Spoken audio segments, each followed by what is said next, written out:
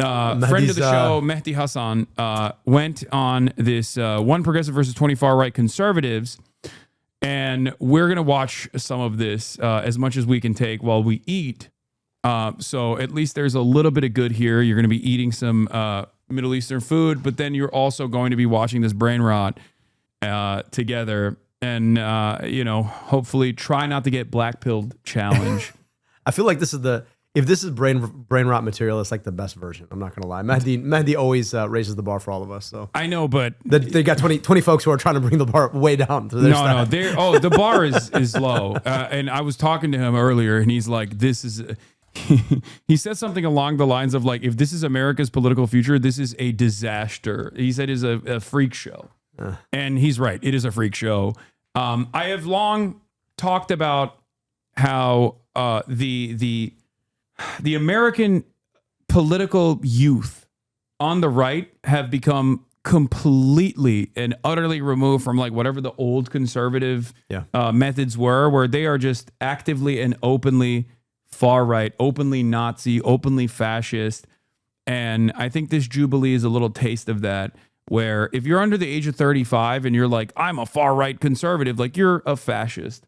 And many of these guys will just say that in broad daylight. I'm going to bring the food right now. Family lineage of settlers from the 1500s. Colonialists. Yeah, colonials. You don't look very Native American to me. I am Native American. Whites are Native Americans. What are you Sorry. talking about? You're not. Damn. What are you talking about? You're a little bit more than a far right Republican. Hey, Jeez. what can I say? I think you could say I'm a fascist. Yeah, I am. Man, that laugh To me. though. I am an immigrant. I'm speaking from personal experience. Get the hell out. I don't even like. I should get the hell out. Yes. Why? I don't want you here. I'm Mehdi Hasan. I'm a journalist. I'm the editor of Zeteo. And today I'm surrounded by 20 far-right conservatives. My first claim is Donald Trump is pro-crime and pro-criminal. Welcome. Nice to meet you. Nice to meet you. I'm Mehdi. I would just like to ask, what makes someone pro-crime versus, anti-crime?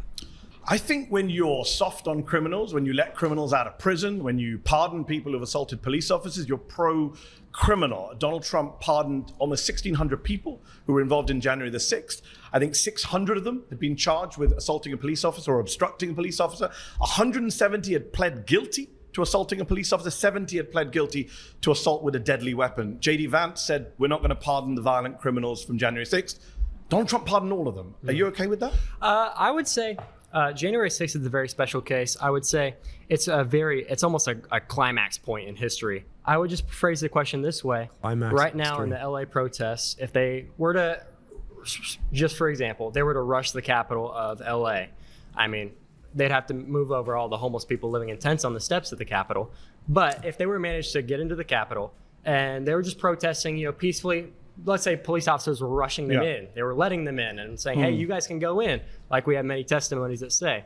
What about the violent ones, though? Okay, violent ones like Like what? a man named David Dempsey, a judge, a Reagan-appointed judge, sentenced him to 20 years in prison. He stomped on police officers' heads. The judge said his conduct was exceptionally egregious. He attacked police officers with flagpoles and pepper spray. Donald Trump pardoned him. There's a man named Daniel Rodriguez. He got 12 years in prison for taking a stun gun and tasing a police officer in the neck. You can move that That's stuff phenomenal. to there. The judge said he was a one-man old army. school Hey, expert. Donald Trump I'm good, man. pardoned him. Thank you. Does that not make Trump pro-criminal? Appreciate it. That was a He's letting I'm violent not eating criminals out of pitas prison. either. I would say no, it doesn't make him pro-criminal. One, You're okay with that? I did not say that. I said that one pardon against somebody. It was 1,600 pardons. 600 of those were Yes, people one against charged one with... example that you just gave me. I can give you more. Just Okay, like you here's don't- fine, here's fine. the thing about And I'll say the Jenkins. exact same thing every single. I feel like, the hard part about fascism is it is not a logical conclusion. It is like the end outcome of power meets tribalism, and it's very difficult to actually either debate for or debate against. It's just like, I just think I'm better than because I am a certain particular kind of person, and I have the power to turn that into governance. So it's just like it's fascinating to watch this exercise because I feel like you're trying to use the weapon of logic against a group of people who have foregone logic entirely. Yeah. It's that's why like race realism, for example, is a really important tool for a lot of these guys because it's like it's a failed scientific justification for like inferiority and superiority.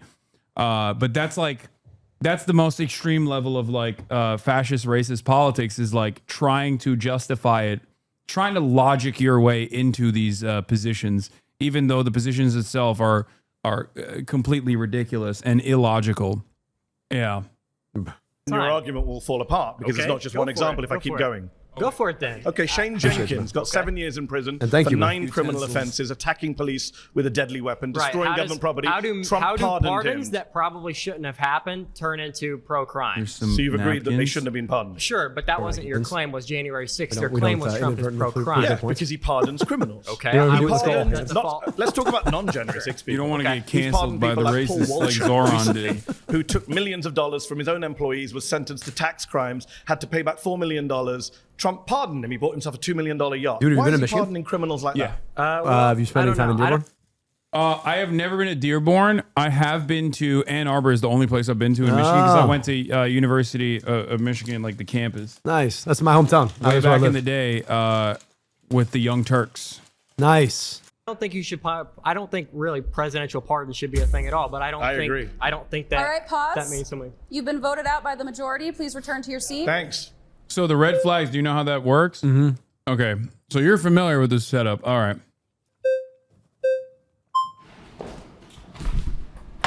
How's it going? Hey, how's it going? Mehdi. What is it? Mehdi. You're from northern UK, I guess? I'm from London, North London. Okay, fair enough. What's your ethnic background, if you don't mind my asking? My parents are from India. Okay, perfect. Just getting premise here. First of all, I want to say The premise of Donald Trump being pro-crime. No. I want to. What kind of premise are you getting? I love how he's trying to be nice myself about with it too. He's like, Yeah. if you don't mind my asking. What if he was like, I do mind your asking, fuck you. Hold up. I'm about to be racist. I just want to know exactly what Who kind am I of being racist racist against? Exactly. Yeah. Let me dial in some of the stereotypes. here. Go Polite, ahead. polite racism. why you care about what's happening in the U.S. first and foremost. Secondly, I want to say this: with the Should argument, US like, should people who live in the let me US not finish. care Let's, about- let's not interrupt each other because I have this thing. Like people know, I have this thing. I have to stay calm. Okay, so Okay. here's the thing. I have this thing. It's called this being thing? a bitch. I can't hold my own in a conversation without throwing a fit. See, this is the thing. This is the kind of masculinity. He's like, listen. You don't want to see me if I explode, bro. Yeah. Little man. Yeah, what are you gonna do? Be more racist than you already are. Yeah. I am happy that he released J6. In fact, so much so that I was prepared to protest if he didn't. So when Wow. you say, are you okay that he's pro-crime? Sure, because you know what? We're changing the definition of what crime is, first and You foremost. don't think stomping on police officers' heads is a crime? I don't think it's no longer a relevant conversation anymore. You're Really? arguing. No, it's not, because you know what? Okay, have you seen the U.S. in the last 4 or 5 years? Yes, I've BLM lived protests. there for a Have you while. seen? Okay, I myself have been involved in these protests. I've seen egregious things that you couldn't even imagine. So we being have no done rules to then? conservatives. It's not about that. It's it about about? tribal warfare. That's where we're at in the U.S. I don't know where you're at in the U.K. You're from India, so I don't really. I'm not from Let me India. pause Oh, real sorry, quick. your parents are from. See, this is the thing that kills me. It's just like the people who accuse folks of tribalism generally appeal to tribalism themselves, and that's the crux of it all. It's like the premise of his entire argument is you don't belong here because your family originated in a different place. You shouldn't care about what happens. Ergo, I get to define everything that's relevant about this place and then debate you on the premise of what I just defined. And anytime you refute me, I'm going to go back to this idea that actually essential tribalism is really the differentiating factor that really matters at all. And I'm going to keep making that point to you. And part of me says, the funny thing about it is like, because when you speak and you say, let me refute this point, they're like, oh, but you're coming from a different tribe. So it's like, it's impossible to refute that essential argument. And it's so antithetical to everything that this country is built on. I'll blow your mind here for a second. I was raised by my father, who's an Egyptian immigrant, and my stepmom, Jackie. And so I'm ethnically 100% Egyptian, and I'm born and raised in Michigan. My brother, Osama, he is half Egyptian, ethnically half white, and his so my stepmom is a daughter of the American Revolution. They can trace their lineage back to Abigail Adams, and so somebody like him. I mean, at some point, is like, look, he's as ethnically American as this kid is, and his name is Osama.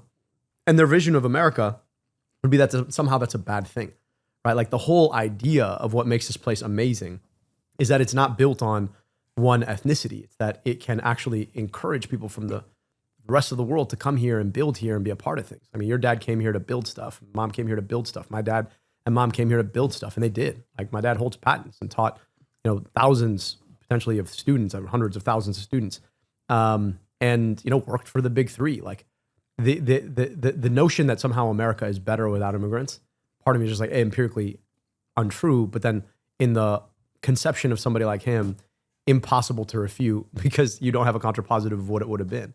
And so it was fascinating. My brother, after 9/11, right, my parents were like, oh, you could just go by Sam. He's like, no, my name's Osama. And it's as American as any other name, right? And it was like, I would have been 8. This discourse was popping off on Twitter, unsurprisingly, about Omar Fateh being like, no one named Omar would be a part of the Revolutionary War. And I always found that ironic because it's like, first of all, that's historically incorrect. And secondly, half of the accounts that were making that argument were like Catholic, papal enjoyer or whatever. And it's like, those guys would literally skin you alive before they would even harm the head of hair on a Muslim's head originally. Like the OG Revolutionary War guys would literally just destroy you for being a Catholic far before they would ever get mad at a Muslim person, ironically enough. So pick and choose. That's what happens when you pick and choose your history, right? Yeah. Cherry picking history doesn't usually work out for folks. And so I'm an American you citizen. have your own stakes. I'm an American, You're an American citizen? Yes. Okay, fair enough. I don't know how you got that, but fair enough. Here's the thing. Are you an American citizen? Absolutely. Okay. But here's the thing. Not sure how you got that. Okay. Born here. Okay. Born here, and my family lineage is settlers from the 1500s, so I have some stake in the claim here, okay? But you're a little different But you're than a yours. descendant of immigrants. Settlers. I didn't know. Colonialists. Yeah, You colonials. don't look very Native American to me. I am Native American. Whites not. are Native Americans. What are you Sorry, talking about? you're not. What are you talking about? You're not. Whites are Native Americans. Really?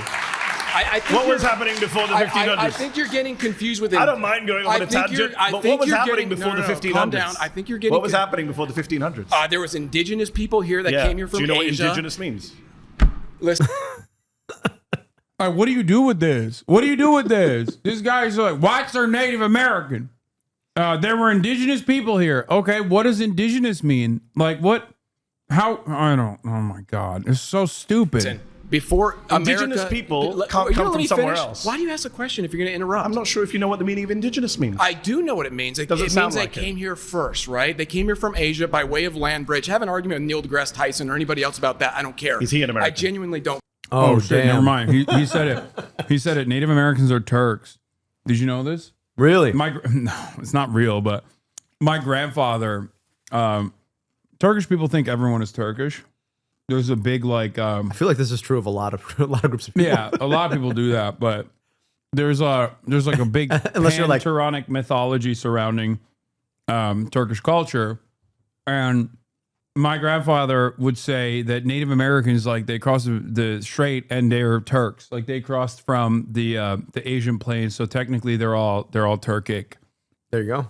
And there is like some kind of genetic thing that both Native Americans have and Turkic people have. It's like a tooth thing. I don't know, but it's not. It's ridiculous. It's before even like the concept of Turkic peoples Of like existed. an ethno Yeah. of ethnicity as a. Yeah.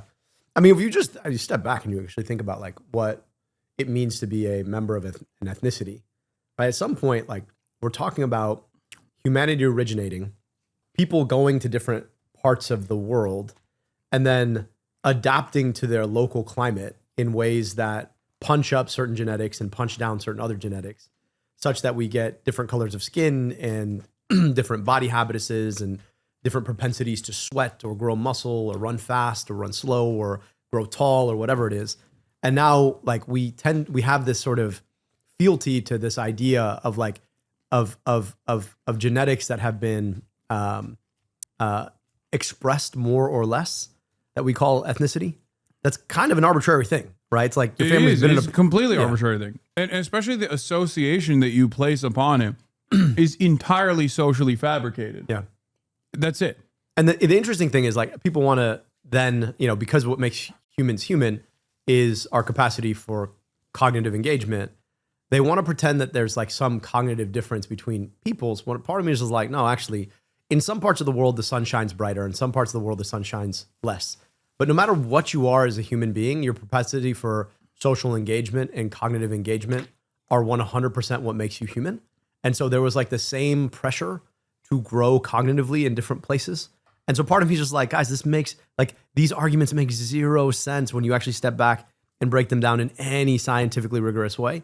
But then again, to the video you played before, like what scientific rigor in the face of the internet? So, maybe I yield.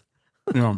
Care. Yes, he is. Okay. Just checking. My point is, okay? Nothing to do with crime. So far, you've agreed with me that these people are Because you're criminals. derailing, dude. I'm trying You to stay on literally track. sat down and asked me where I'm from. I think you derailed this conversation from the get-go. By that, but I'm because not I'm always offended. I'm curious, just wondering what it because has to do with crime. I'm always curious. We're going to talk about why- immigration. Don't worry. Later on, you can come back. I hope so. Right now, you're doing a very bad job of making the case that he's not pro-crime I just and got a pro-criminal. round of applause. I could probably get another one actually if I asked for it. Wow. So I don't think I'm doing Is this how as you bad. get rounds of Yeah, he got a bunch of raises in a room to agree with him.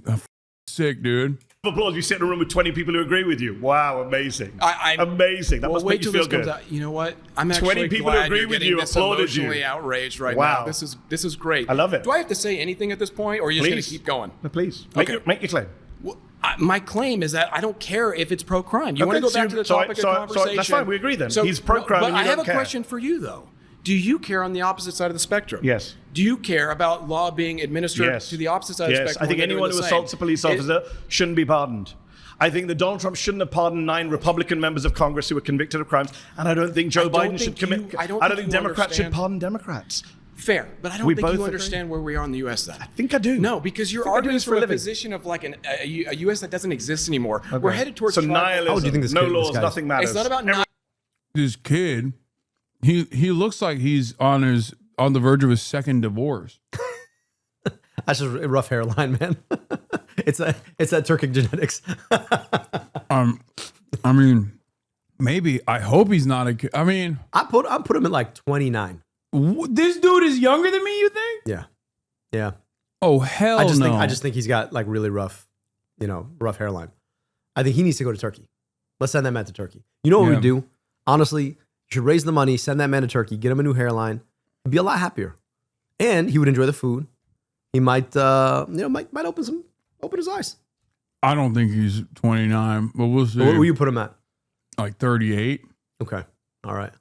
I'm interested in It's figuring not out about how that. It's old that this guy is. conservatives convenient. for I'm sure we can find out. Internet, do your thing. conservatives for too long have been playing it safe. They've been playing by the Really? law. They've been playing been it by the playing by book. the law? Yes, they have. Maybe We're you missed the Bush presidency. conservatives Did you are live here during the Bush years? Conservatives are Didn't so play by the concerned. law, George W. Let me Bush, nor did finish. Ronald Reagan. Let's be respectful to you. Let me finish. I'm not sure you've been that respectful, but okay. I'm trying to bring it back, so let's both bring it back. That's Okay. good. I'm conservative. Okay. Really? Let me tell you this. We do play it too safe. We've been playing it by the book for too long. At this point, gloves are off, right? The left has made their point. They're willing Are to the do police force in Washington the left? Why Yes. why Are they you assaulting? kidding me? The left? Are you wow. are you insane? Police officers. Look at Wow. LA right here. You think those stand down You know what those this is stand You down think the Was it in LAPD LA? are a bunch Yeah. Oh, okay. Were they local or were they national? These guys, I don't know, but the cops they've never been on the left. That's ridiculous. No, it's nuts. I guess maybe in the USSR, technically, but cops in the United States of America have historically voted overwhelmingly for Republicans. There's never been a case where, like, the ones that don't vote straight ticket Republican will usually be libertarians, which is even funnier because, like, the principle of libertarianism is supposed to be like that you're anti-cop as well. Like, the state has a monopoly on violence, right? But like, you're the guy who has the monopoly on violence. You're the jackbooted thugs of the state.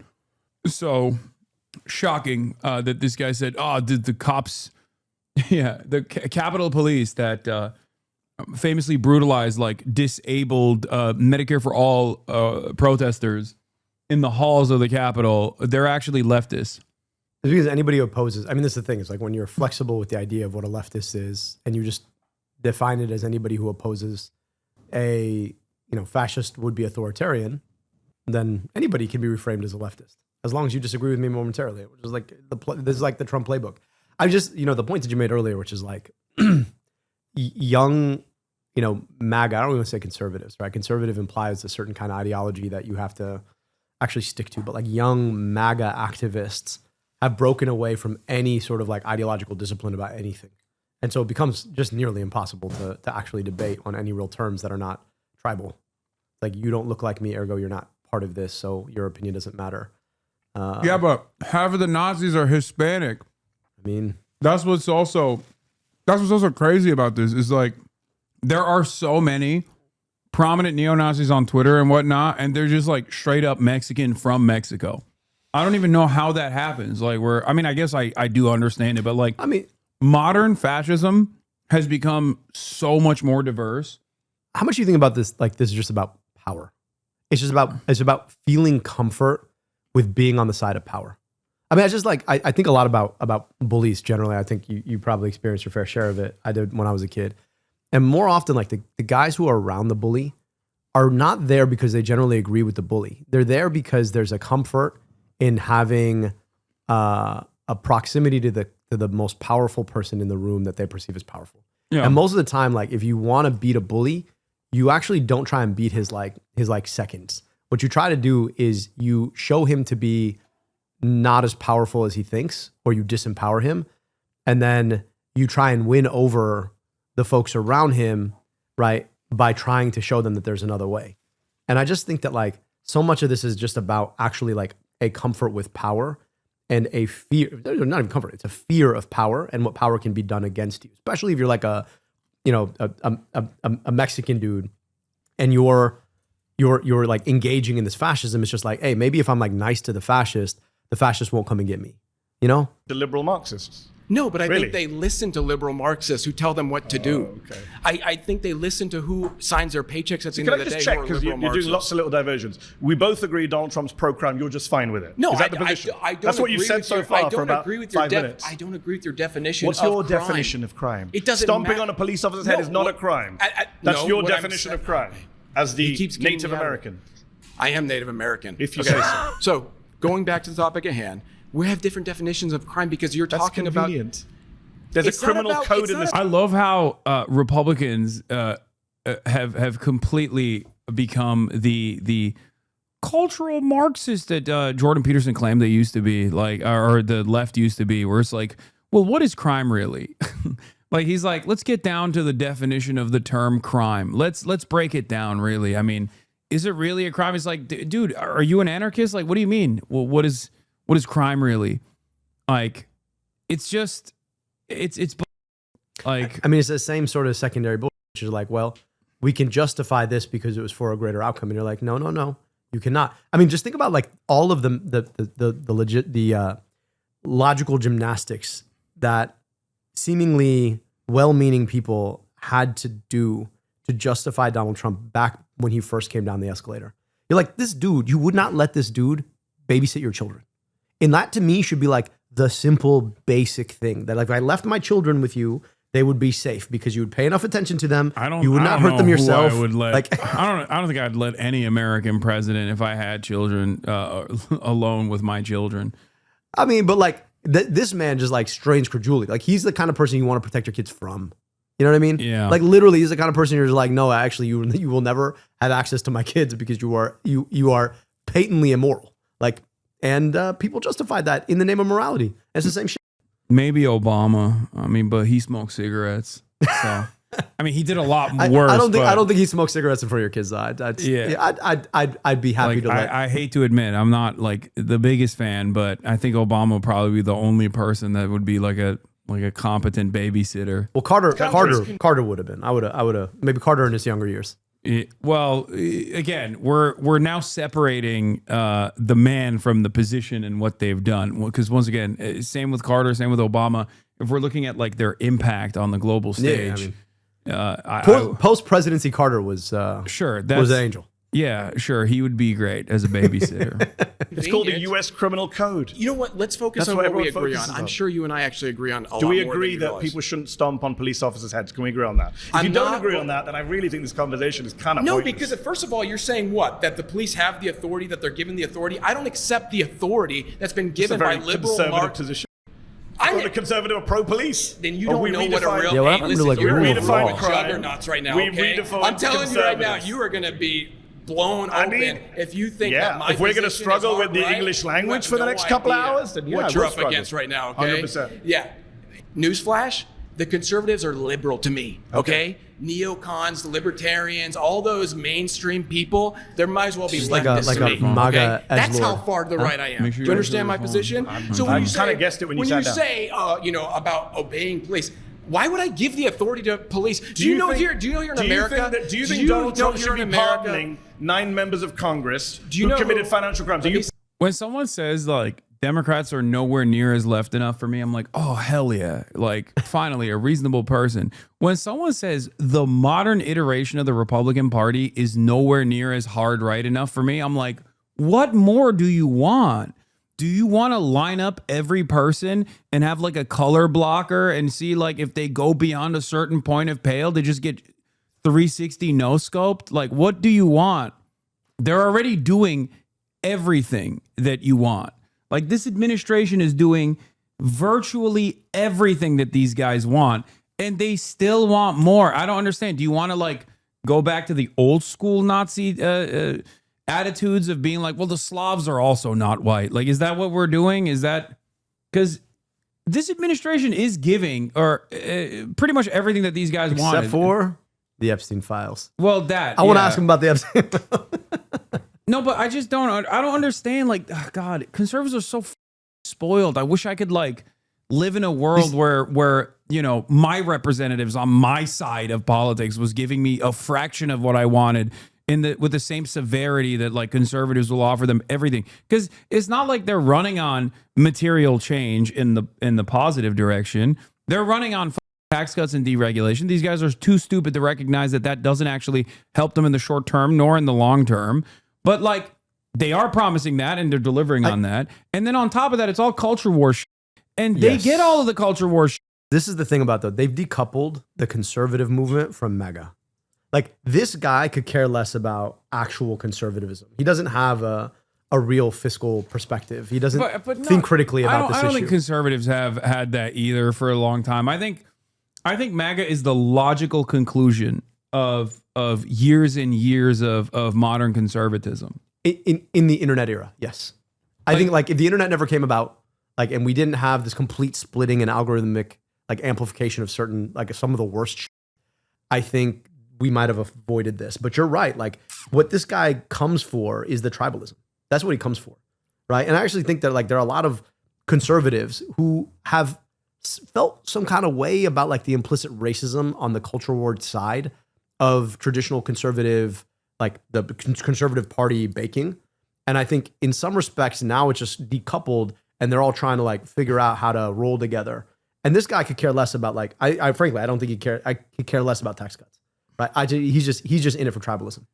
And that's why he says like, I don't know why you're doing all this other stuff. Sure. That's why you see some of the populist right, like the Tucker Carlson wing, that say that they care about, like even Josh Hawley that says that he cares about like defending people's benefits. Yeah. But when push comes to Push shove, comes to they shove. don't. You're right. They don't. And they don't get punished for it either by their base, because ultimately they do actually love latching on to all the racist shit. And they're like, okay, well, as long as I'm getting the racist stuff, then it's fine.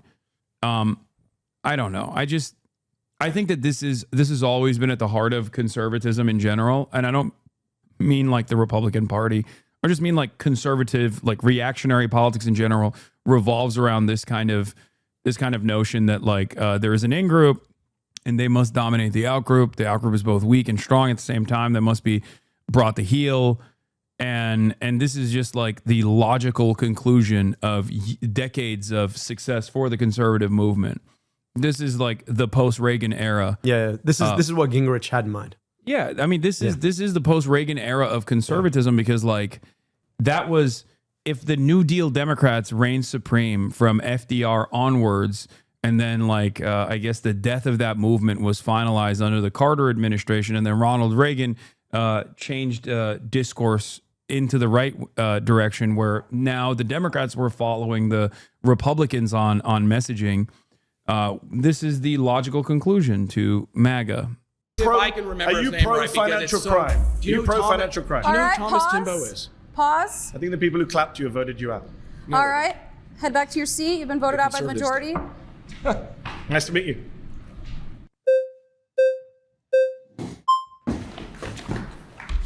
Hello, there. sir. How are you? Hey, so I'm going to be as respectful about this as possible, but the truth is your claim is completely bad faith. You do not care about being anti-crime. You yourself are pro-crime. Your side is pro-crime because you're a progressive. How am I pro-crime? So I'll give you an example, right? So your side, not Donald Trump, has passed a series of laws in California. Let's go with California. It's where we are right now. It's where I'm from. I don't know. Are you from California? No. Or okay.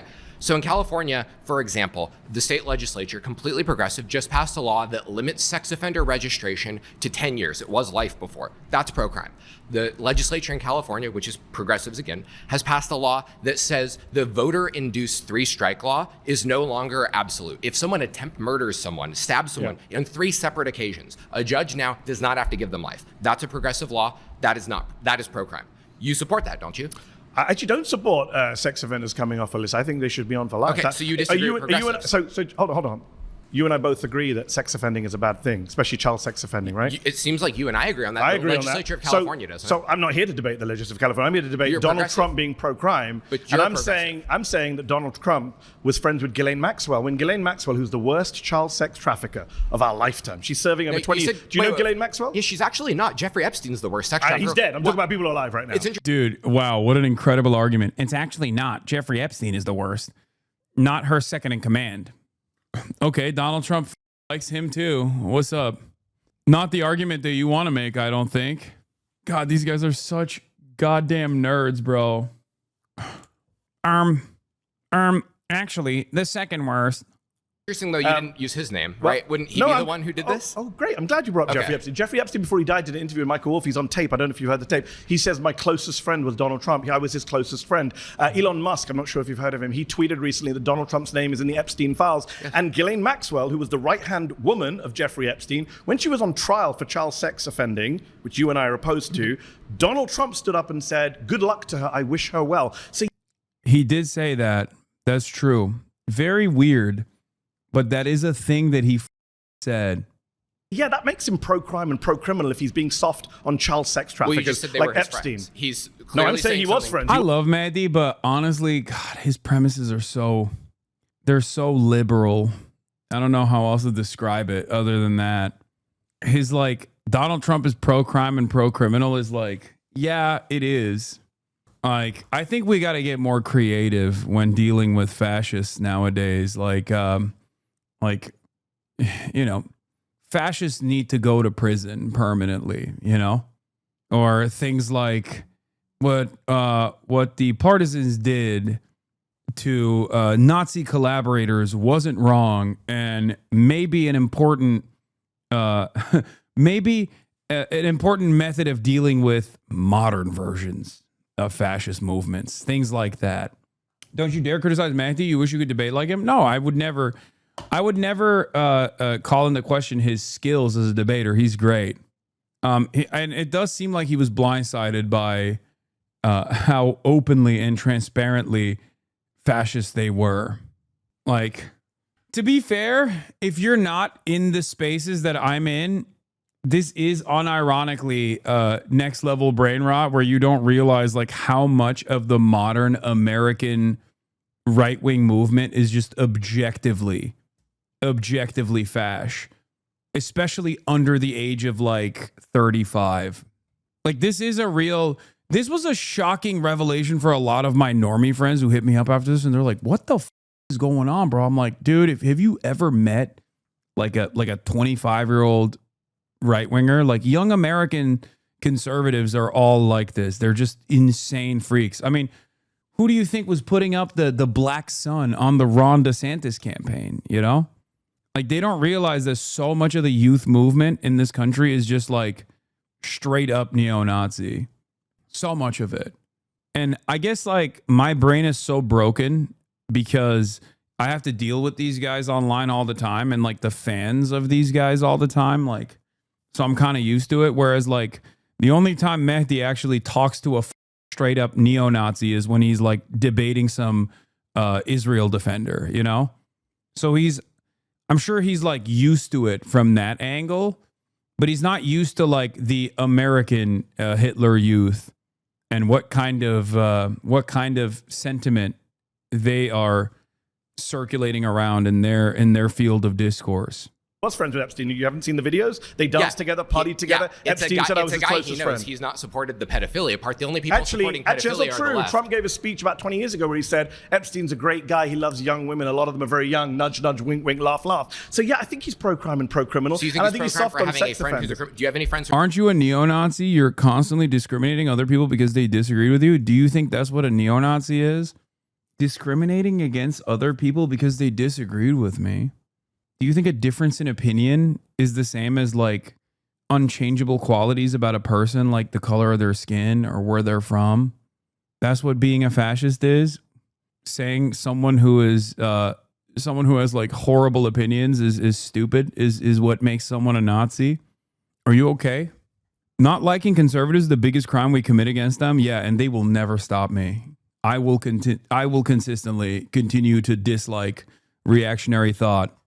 They're not even in chat anymore. I don't think they ever were. I don't even think they're existing on the same planet. I like your style right now. Fits you better than the Gen Z fits. I like both. I want to see if they've seen or said anything else. Oh, nope. First statement. Following is January 20th, 2021. criminals? Not that I know of. Certainly not child sex offenders. No, do you? If it came, no, of course not. Okay, so we're both in agreement again. So why are you defending Donald Trump? If it came out tomorrow that one of your friends was a child sex trafficker, you know what I'd do? You'd stop being friends with them. Yes, yeah, and I wouldn't say. And then I'd go on TV and I would say, "Oh, look, Mr. Hassan was friends with this guy 10 years ago. Therefore, he's pro-child sex trafficking." What if Mr. Hassan said, "I wish them well when they're on trial"? Wouldn't you ever go at me for that? You wish your friend well on trial? Yeah, child sex trafficker. Would you be mad? I wouldn't wish someone well, but that's Donald your Trump gotcha. did. That's your gotcha. It's a pretty big. I mean, would you ever let anyone go if they were liberal and they were saying that? No, I don't think you would. I think the only reason why you're saying that right now is because Trump is the one who said it. That's insane. That's your gotcha that my favorite president wished a prolific sex trafficker of minors well. Excuse me, what is he supposed to do? Break her out of prison? You're going to find a way to make that seem normal too. Gotcha. He wished a friend pretty big gotcha. Okay. He praised the what you're really trying to do right now is you're trying to get back to Donald Trump on a personal level. Elon Musk says his name. What's his policy? Oh, you want to talk policies? Yes. So when he left office in 2020, he left behind the highest murder rate for over 100 years. He left behind the highest murder rate? That is the most bad faith claim you could possibly make. It's a fact from the CDC data. And you know what? Here's why it's bad faith. Can I finish a sentence and then you can come back in? You're just lying to people. Donald Trump. I'm lying? Can I finish the sentence? Donald Trump does not cause the murder rate. Murder is a state level crime. Oh, that's hilarious. Gavin Newsom is more responsible for the murder rate than Donald Trump is. That's hilarious. So Donald Trump's not responsible for murder rate, but other politicians who are Democrats. Yes, because it's a state level law. That's like saying I'll say Republicans are too. State governors who are soft on crime are the ones that are responsible for murder rates. Let me finish the sentence. When Donald Trump left office in 2020, between 2019 and 2020, according to data from the CDC, from the FBI, from Pew Research. Oh God, what is that? What? I'm sorry. What is peeking out from the corner? At first, I was going to make fun of this classic young American conservative fit, but that is crazy. Someone said Pringles guy has fallen. Oh my God. They got a magician? The 30% increase in the murder rate between 2019 and 2020. It was the single biggest jump in the murder rate since 1905. So he's pro-crime who's doing the murdering? And pro-criminal. Who's doing the murdering? The murderers. So aren't they responsible for the murder rate? But why did it go up on his watch? What? Why did it go up on his watch? Gee, that's very bad. Wait. Who's doing the murder? Aren't the murderers responsible for the murder? Then why do you care about who governs? Because you're so hyper individualistic in an effort to defend Donald Trump that like policies don't matter at all. They just seemingly, there is no way to I don't know, lower the murder rate. And the only reason why it has consistently gone down since like the 70s is because what? People just magically got better. Wait, I have an idea. America became more diverse since the 70s. Perhaps that's the reason. Okay. That's what I'm going to go with. More immigrants. More immigrants. That's why the murder rate is lower now. That's a real hard one to figure out, right? We shut down the whole economy during COVID. We told everyone they couldn't go out unless it was to violently protest. We told people that if a cop tries to arrest you, that cop's probably going to get charged with murder. No, I think the pandemic had a lot to do with it. But the pandemic didn't finish in 2020. What? The pandemic didn't finish in No, but 2020. you asked why the murder rate went yet up. if we're The going to murder play rate the went what up about game, because of you all guys these blame Joe factors. Biden for crime for years. What Joe For Biden years. actively induces policies that are pro-crime. I'm asking So you does for Donald Trump. Okay. Name the policy I'll that's name one pro-crime. right now. I'll Please, name one right I've asked now. you for like 10 minutes. I'll name Please one right do now. that. No, you haven't actually. You talked What, about California legislatures. He pardoned violent criminals That's who not- then went that's on not a to policy. commit He other did- crimes. You don't think releasing violent crimes into A the pardon's community? a one-time thing. What's his policy know- he has pushed? Name a law he has signed. A pardon What is a law has he one-time signed? thing. Is a policy is not one-time thing. That's like Jimmy Carter pardoned the You draft bill. guys Listen, may want to dodge January 6th, the pardons. I'm not dodging that. Then Jimmy deal with Carter. it. Did you agree with I'm them? gonna right now. Do you agree with Jimmy them? Carter Do you pardoned agree with draft the pardons? dodgers. Does that mean his I policy was don't no one support has to? Jimmy Carter. Do you Okay. support the pardoning of people who went on to be prosecuted for sexually abusing a 7-year-old child, illegal gun possession, reckless homicide? Now, see, These are people there's who more bad released- faith. See, these are there's people more who bad released faith. from He prison. didn't pardon someone for sexually abusing a No, but child. they went No, they did. No, he's wrong. They literally did. As a matter of fact, Trump administration's prosecutors argued that because the child sex abuse charges were discovered in the process of the January 6 offenses, that they quite literally made an argument that it should not be he should not be charged for it. They said that this guy would not have been outed as a pedophile if it wasn't for the J6 investigation because of the other crime that he committed on January 6th, but because Donald Trump was pardoning him for the January 6 offenses, that he shouldn't be charged with this as well. Yes. Yes. Yes. How nutty is that? Also, so many of them went back to prison or died by cop. It's kind of crazy that these guys were just like Final Destination style, destined to either die by cop or go back to prison anyway. It's kind of wild. I guess it's not that wild that so many of them were straight up sex offenders and pedophiles when you think about it, really. But it is kind of wild.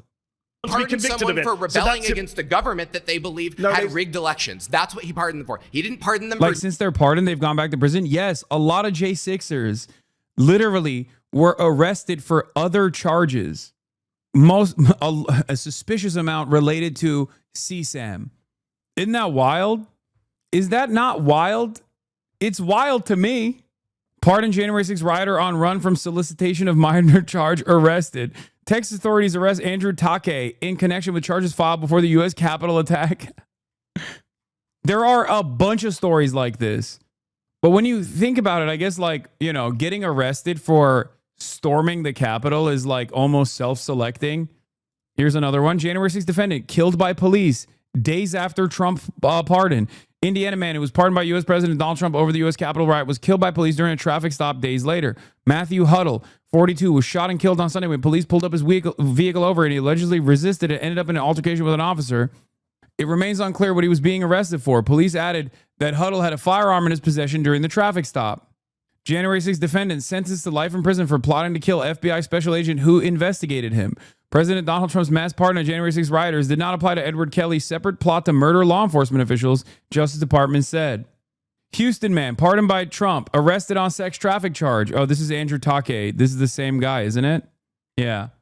It's like, if you're going to be a pedophile, move in silence, right? Like, not giving any tips to pedophiles here, but like, pick a struggle, Like, you're a pedophile and you were like, as a pedophile, you're storming the Capitol. It's like you're begging to be caught. I mean, seriously. Alleged U.S. Capitol rioter who heckled police for protecting pedophiles served jail time for statutory rape of 14-year-old girl. January 6 rioter whose case was tossed after Trump pardon arrested on pending weapons charges. Florida man who prosecutors allege attacked police with an explosive device during January 6 assault on the Capitol, whose case was dropped following President Trump's sweeping pardons and commutations issued Monday, was arrested on Wednesday on pending federal gun charges, according to court records. Here's at least 10 of the pardoned insurrectionists facing other criminal charges. Emily Hernandez pleaded guilty in entering and remaining in a building in restricted grounds after Trump's pardon. She was sentenced to 10 years in prison for causing a drunk driving accident in 2022 that killed one person and injured another. According to prosecutors, Ball attacked police officers with an explosive device during the insurrection. He was rearrested days after Trump's pardon for illegal gun possession, given his felony record for domestic violence and strangulation. David Daniel, according to prosecutors, Daniel was part of the attempt to break through the barricaded Senate door and pleaded guilty to resisting police officers. He remains in custody after Trump's pardon on possession of child sexual abuse materials, charges brought in 2024. Shane Jason Woods. Woods pleaded guilty to assaulting police and a press photographer. After Trump's pardon, Woods was convicted in April for multiple counts, including reckless homicide and driving under the influence in 2022. Theodore Middendorf. Middendorf pleaded guilty to destruction of government property on January 6. He was previously sentenced in 2024 to 19 years in prison for sexually assaulting a 7-year-old and remains in prison. Taylor Toronto. Toronto was convicted of several crimes related to January 6, including possession of an unregistered firearm. He was arrested in 2023 for illegal gun possession and making a threat to blow up the National Institute of Standards and Technology and was convicted this May. Brent John Holdridge. Holdridge pleaded guilty to parading, demonstrating, or picketing in a Capitol building on January 6. He was arrested in May for stealing tens of thousands of dollars worth of industrial copper wire. This one's funny. And faces charges of burglary, grand theft, and possession of stolen property. Okay, this one's just a crackhead. Let him go, you know?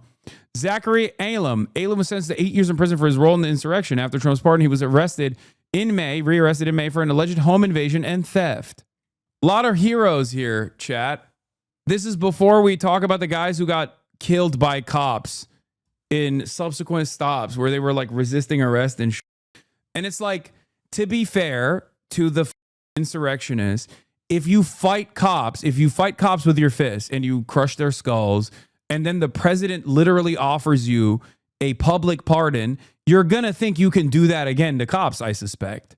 And it turns out you can't do that to cops outside of the Capitol Police at the behest of the then President Donald Trump, who became president again. You can't do that to cops under normal circumstances, it seems.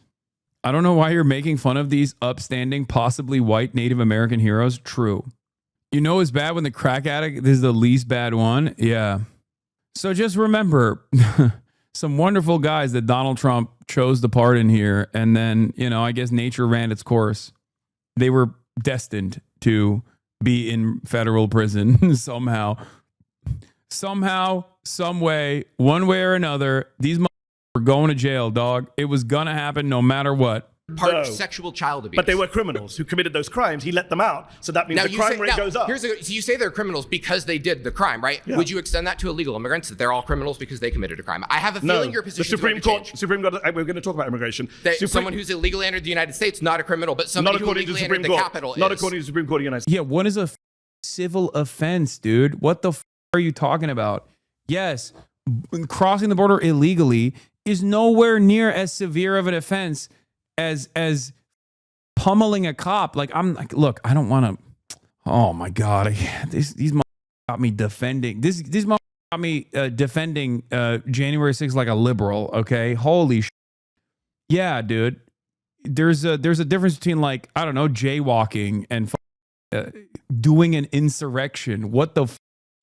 The Supreme Court has said that anyone who enters the United States illegally is not a criminal. And we can jump to future claims. Can I get the case we site? can jump to 20. You want to get the case? The case site, please. You said the Supreme Court. The citation of the case. Yes, that entering the United States illegally is not a crime. It's called Arizona versus United States 2012. Go look it up. Pause. You've been voted out by the owned majority. Please return to your seat. Jaywalking versus J6ing. Hey, how's it going? How are you going, sir? Nice to meet you, Mehdi. Bro, I don't want to see another Hispanic Nazi, bro. Give me the magician. I want to see what the magician has to say. What is he going to pull out of that hat? Nice to meet you. Thank you for coming. I appreciate you. I really just more want to get an understanding. When you say pro-criminal, what do you mean? I mean that when confronted with people who've committed criminal acts, Donald Trump has been either soft on them, friendly with them, pardon them, and of course, let's not forget, I mean, we've got 5 minutes left, I'm surprised it hasn't come up earlier, he's a convicted criminal himself sitting in the White House. Okay, I want to make sure I understand you correctly, because I don't want to straw man you. No, you're saying, I appreciate that. Every time. Oh God, every single one of these, I guess Jubilee is self-selecting with like debate purgatory, but this level of debate purgatory is so gross, where it's like, I don't want to straw man you, but can you define your premises, please? It's like, just be normal, dude. What is this, like, incredibly soy? There is nothing more soy than being a Reddit debate guy, okay? And every single one of these guys has that exact same tendency. Much to consider for all the liberals, okay, in the chat who also behave in this exact same way. Time that he's been confronted. Not every time. Most I didn't say times. the words every time. Most times. A lot of the time. A lot of the times. Yes. he's leaned towards criminal activity. I didn't say criminal activity. He has committed crimes. Endorsed criminal. He's been indicted for 88 different criminal offenses in 4 different jurisdictions by 5 different grand juries. He was convicted himself on 30. I don't care about this. On Epstein. He knows more information All right, than I do. Pause. That's time. Please return to your seat. Good to meet you. Yeah, take care. You're just complaining because you've never grounded your moral axioms. Yeah, exactly. I just happen to be morally lucky and consistently find myself on the right side of history and morality. If only I had grounded my moral axioms so I could defend Israel's genocide. Surrounded is now a podcast, available wherever you listen. Search. Oh my God. Can't wait to listen to this in podcast form. Oh, this guy looks gross. I can't wait. Nice to meet pleasure you. to meet you, sir. Mehdi, lovely to meet you. Okay, I just want to say I have no idea what the about to happen, but I will say this. Why do they have this kind of energy? This is white Drew Pavlov, by the way. He also kind of looks like Randy Fine in his youth. Like he's got the Randy Fine body before he really let himself go. You know what I mean? A perfect hog, perfectly rotund. Can someone tell me why they have this like weird energy where it's like, buckle up, buckaroo. It's time for you to get a lesson in epic meltdown. It's like, why? Why are they like this? Why are they all like this? What happened? Why? Why are they so corny? They must have spent too much time on the computer, I assume, right? Like look at this. Look at his facial. Look at his attitude. Like, pleasure to meet you, my good sir. Time for an epic ownage. So I would say that with Trump being anti-Constitution, I don't really care, to be quite frankly. Okay. Because in regards... Yeah. Oh, everybody likes me.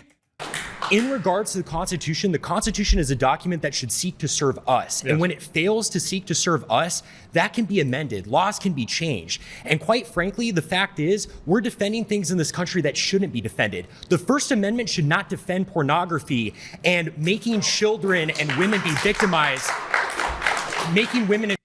What? That's your number one gripe, bro? Jesus, that's weird.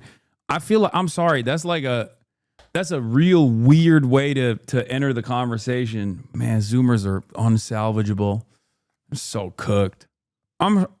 Listen, if someone comes into the conversation and is like, guess what? The First Amendment should not defend pornography. I'm like, why are you this invested? Very strange thing to make your like primary cause. Like, hello, nice to meet you. I'm the anti-pornography guy. It's like, why is this in your mind so much? Children be victimized as a result of that. I think things like blasphemy shouldn't be allowed per the First Amendment. What? I think that, quite frankly, there are Things like blasphemy shouldn't be... Wait, what? a lot of legal processes that are enabling criminals and bad people to fully enact their will in this country in the name of the Constitution or following the Constitution. So, quite frankly, if Trump is anti-Constitution, good, and I think he should go further. So Yeah. this is wonderfully Wait, I'm watching peak brain rot right now, dude. I'm sorry. I'm locked in.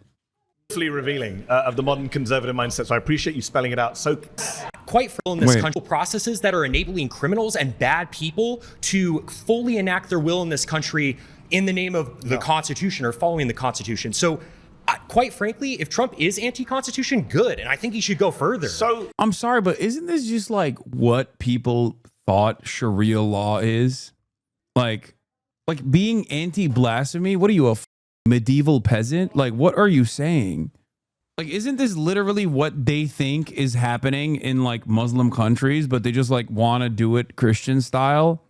And in more often than not, in more cases than not, like it's not even happening in said Muslim countries. this is wonderfully revealing of the modern conservative mindset. So I appreciate you spelling it out so openly. Just checking, do you support the Second Amendment? I do. Okay, surprise. I was shocked to hear that. I'm saying that Donald Trump is defying the First Amendment, the Fourth Amendment, the Fifth Amendment, the 14th Amendment. He's thinking of defying the 12th and 22nd Amendments. You're saying you don't care about the Constitution, but actually you do because you quite like the Second Amendment. You just don't like the bits that you disagree with. Can I just be clear on that? Yeah, absolutely. Okay. I'm more than willing to amend it and include whenever the it's in Second your Amendment. favor. Yeah, absolutely. Okay. So can Democrats do the same when they're in office? No, absolutely not. Because So you don't it's the believe in friend enemy. democracy? No, I don't. Absolutely not. What do you believe in? Autocracy. By who? Honestly, quite frankly, anyone who is in line with Catholic teaching.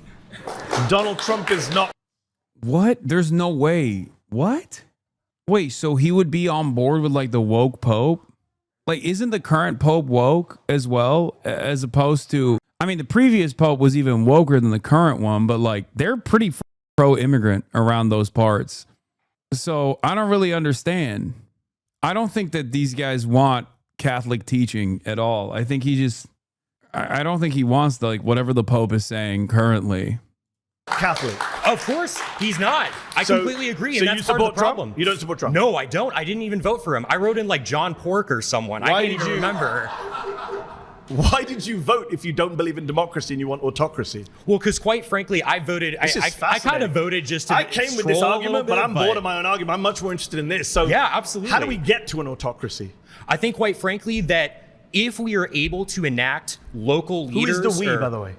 I think, quite frankly, these far-right conservatives sitting right around white me. people. Yeah, no absolutely. Brown people. So, well, actually, I have quite. Some of the people in this room don't make the cut from what I can see visually. Actually, hold on for a moment. I do think that there are people who happen to not be white who do actually have history in this country and have roots in this country. For instance, from the Mexican-American War, we subsumed a lot of territory of people who have far stakes in this country who happen to be Hispanic or what have you. I'm for defending the traditional demographics of this country, which is majority white, and should stay that way. How does the United States... I don't understand. How can you be like... How can you call yourself pro-America and be Catholic?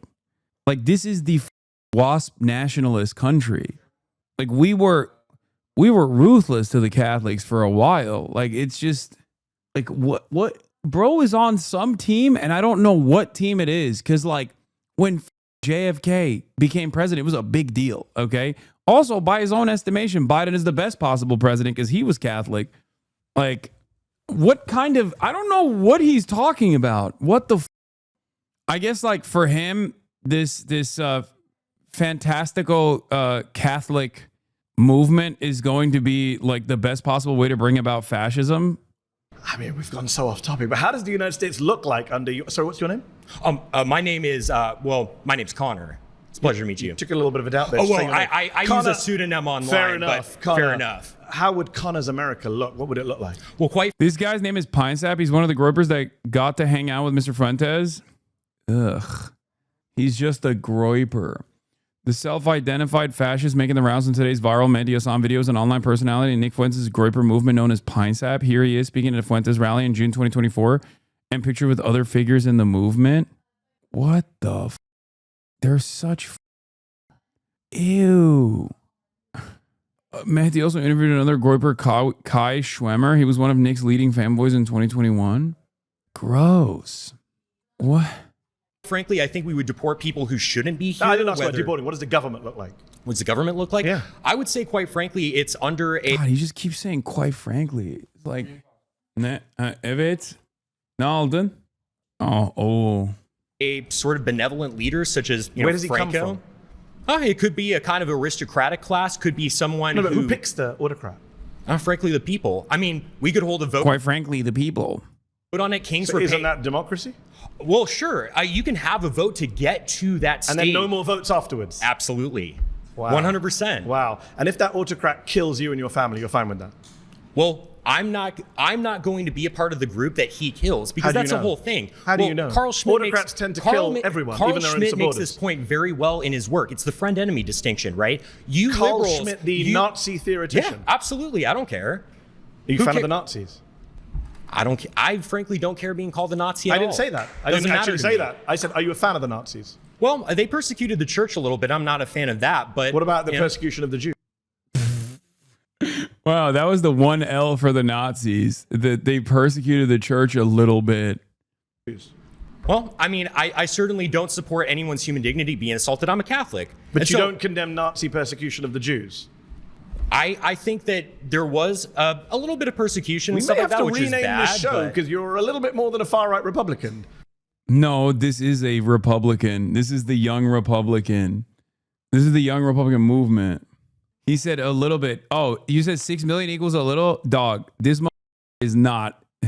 He is not. He is trying to not so subtly imply that it wasn't 6 million. That's what he's trying to say.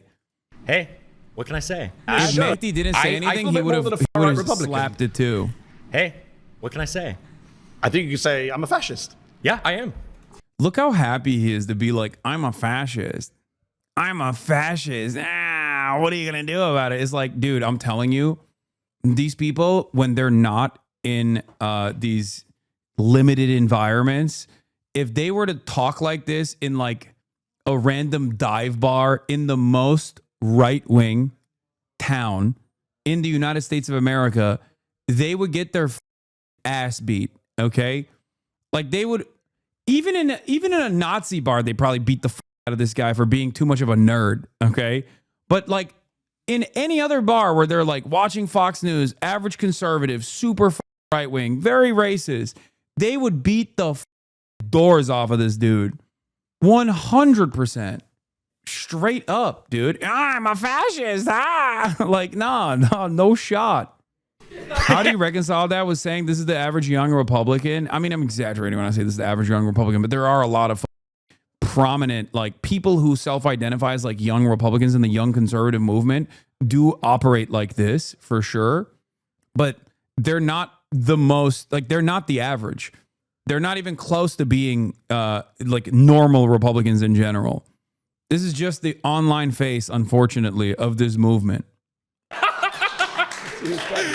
Absolutely. I'm just checking who's clapping just to get my set of where everyone is on this. Because you know that millions of people are going to be watching you on YouTube and checking out who the fascists and the Nazis are. I'm not ashamed of that whatsoever. No, clearly you're not. During the pre-war period, prior to World War II, it was only those parties that properly enacted the people's will. That's why they won. The conservatives were fat cats. They were aristocrats. Are you in favor of killing people who aren't like you?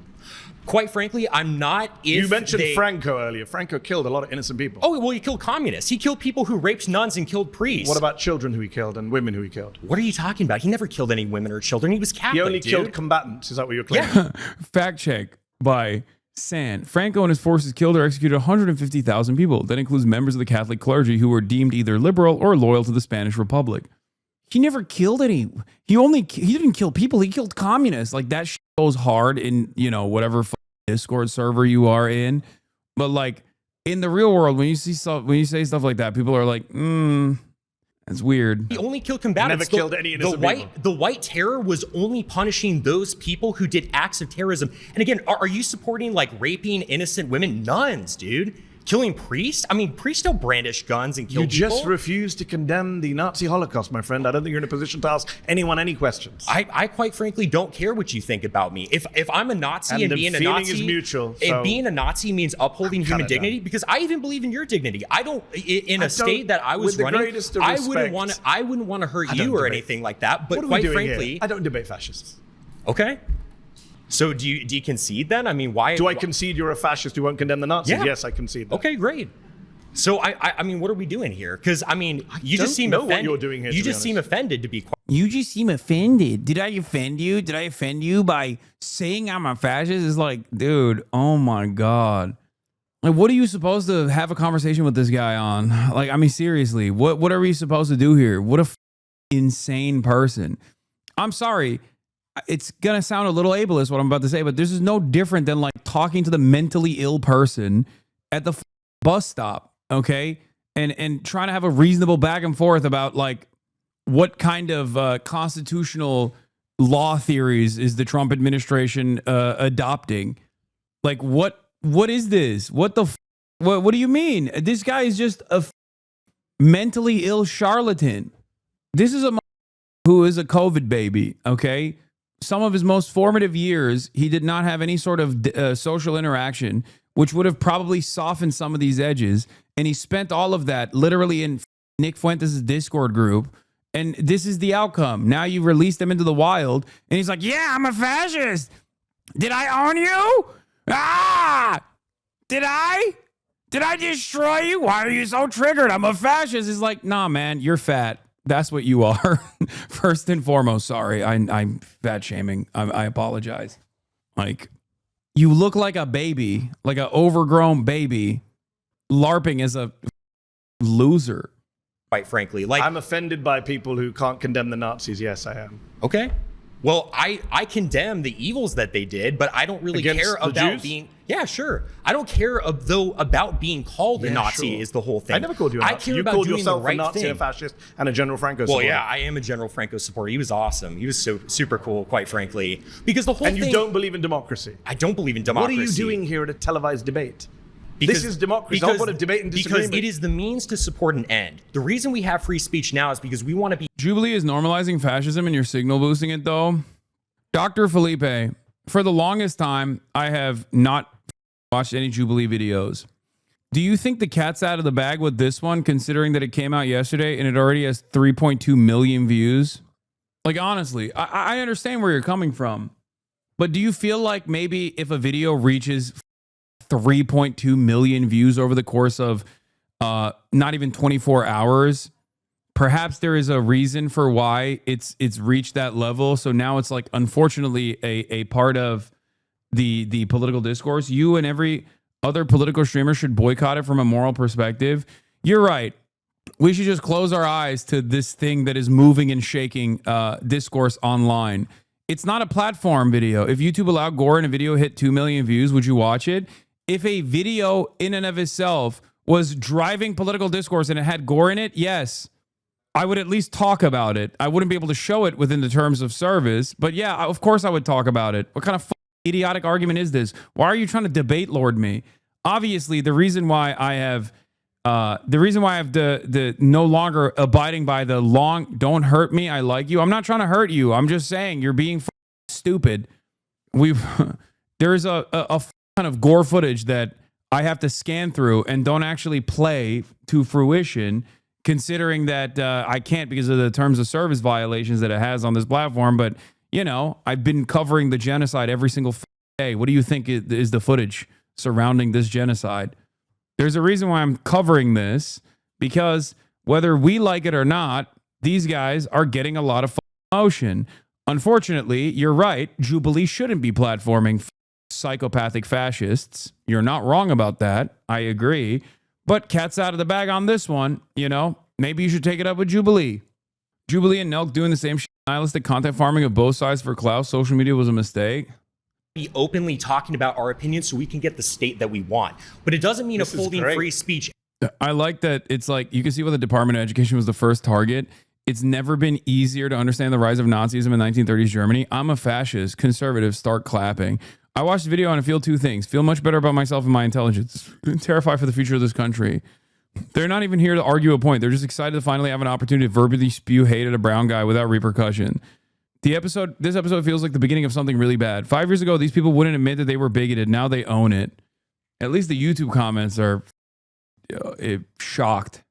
After we win. I mentioned the only good thing about this fascist moment we're in is that you guys are so open about it. The whole reason I mentioned the quiet part loud. The Keep saying whole it. reason I mentioned Carl Schmitt earlier, and you kind of blew past him, is the friend-enemy distinction. Past him because of the Nazi even point. liberals, when they take power, they want to enact policies and they want to act. The biggest problem with this debate in particular is that this is not a debate at all. Fascists don't debate. They use debate to launder their views so they can gain legitimacy. But when it comes down to it, they simply want to kill people who aren't them. I mean, it's true. It's actually a perfect point. You just described the left.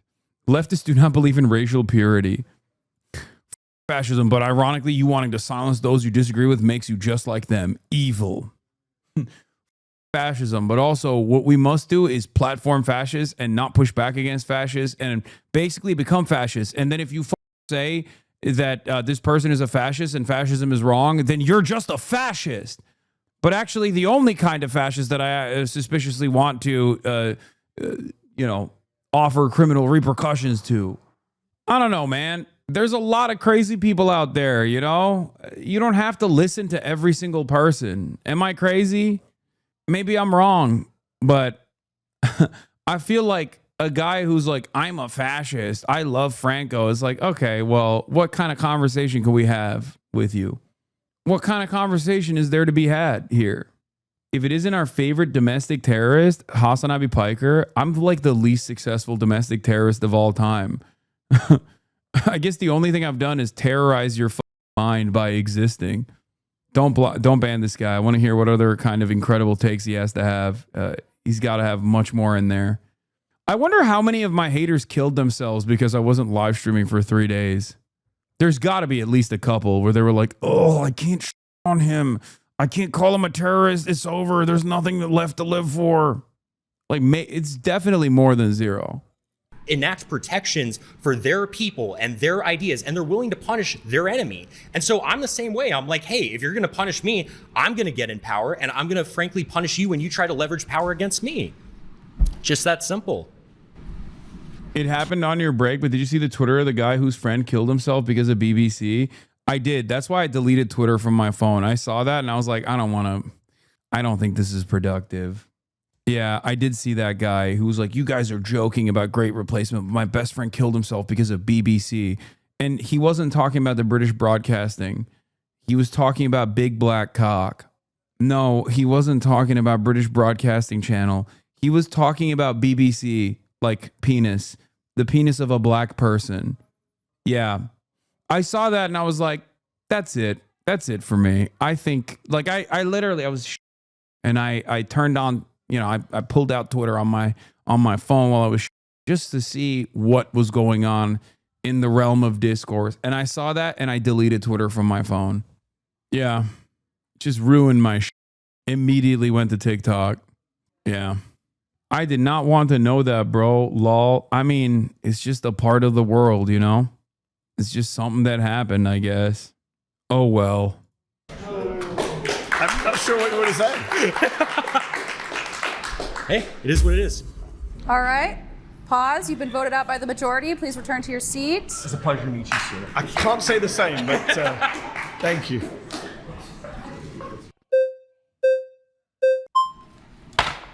Good to meet you, Mehdi. Good to meet you, sir. All right. So I kind of want to start at the basics or the foundation. I want to see. Can I just check? Yes. Are you a fascist? No. Okay. I don't. I describe myself as, I think, just a Christian. Fair enough. I'm a devout Christian. Good to hear. So, I want to start, like, what is your connection? It's funny because like people are not, especially this generation, they're not more religious.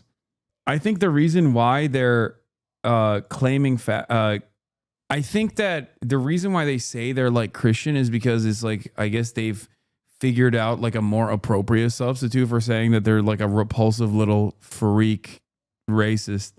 To the Constitution, and why do you love it so much? Like, what makes it so important that Trump would defy something like the Constitution to you personally? Great questions. My first connection is I'm an American citizen. I naturalized American citizen, took a pledge to this country, to the Constitution. As a previous speaker has said, Constitution's not perfect. A lot of things I don't like about it. I don't like the Second Amendment. There's various amendments. I don't like the way the Senate is set up. I'm sure there's things you don't like about the Constitution. The difference is, I don't think you can just illegally defy the Constitution. I don't think each and every one of us can just make up whatever we want. Certainly presidents who are elected with an oath, right? Donald Trump took an oath to preserve, protect, defend the Constitution. And now when he's asked on television, isn't it your job to uphold the Constitution? He said on NBC, I don't know, which goes against his oath. And I'm identifying specific amendments where he is violating. He's only 6 months into his presidency, defying the First Amendment, the Fourth Amendment, the Fifth Amendment, the 14th Amendment. He wants to defy the 22nd Amendment and be president for a third term. This is the problem we have right now. Free speech is under assault. The free press is under assault. Due process is under assault. The right to be in your home and not be invaded by federal agents, the Fourth Amendment, is under assault. So that, for me, is a problem. Okay. Well, I'd like to start to say I really don't find the Constitution that important. I find it to be like a 300-year-old document. And it was created to defy the country that subjugated your ancestors in India. And then your parents probably moved from India to Britain. And then you move here to tell us that we should listen to a piece of paper that you were never even connected to begin with. What is your connection to the piece of paper? That your drunk rapist grandparents came here? Like what? At some point? I don't get it. So I want to say, like, if I don't care about it, why do you care about it so much? Also, you said you're a Christian. What kind of connection do you have to a piece of parchment before paper even existed? You know what I mean? What was it? Papyrus? Like, what do you just said you're a Christian. How is any of this a appropriate argument? He's like, you care about a piece of paper that's 250 years old. Well, I care about a piece of paper that's thousands of years old. Cool. Oh, fun fact, linen. Okay. The Constitution is written on animal skin. Not a fascist, but doesn't care about the Constitution. I mean, I don't really give a about the Constitution either, if we're being real. I mean, it's supposed to be amended, and there's definitely some tweaks that you need to make, okay?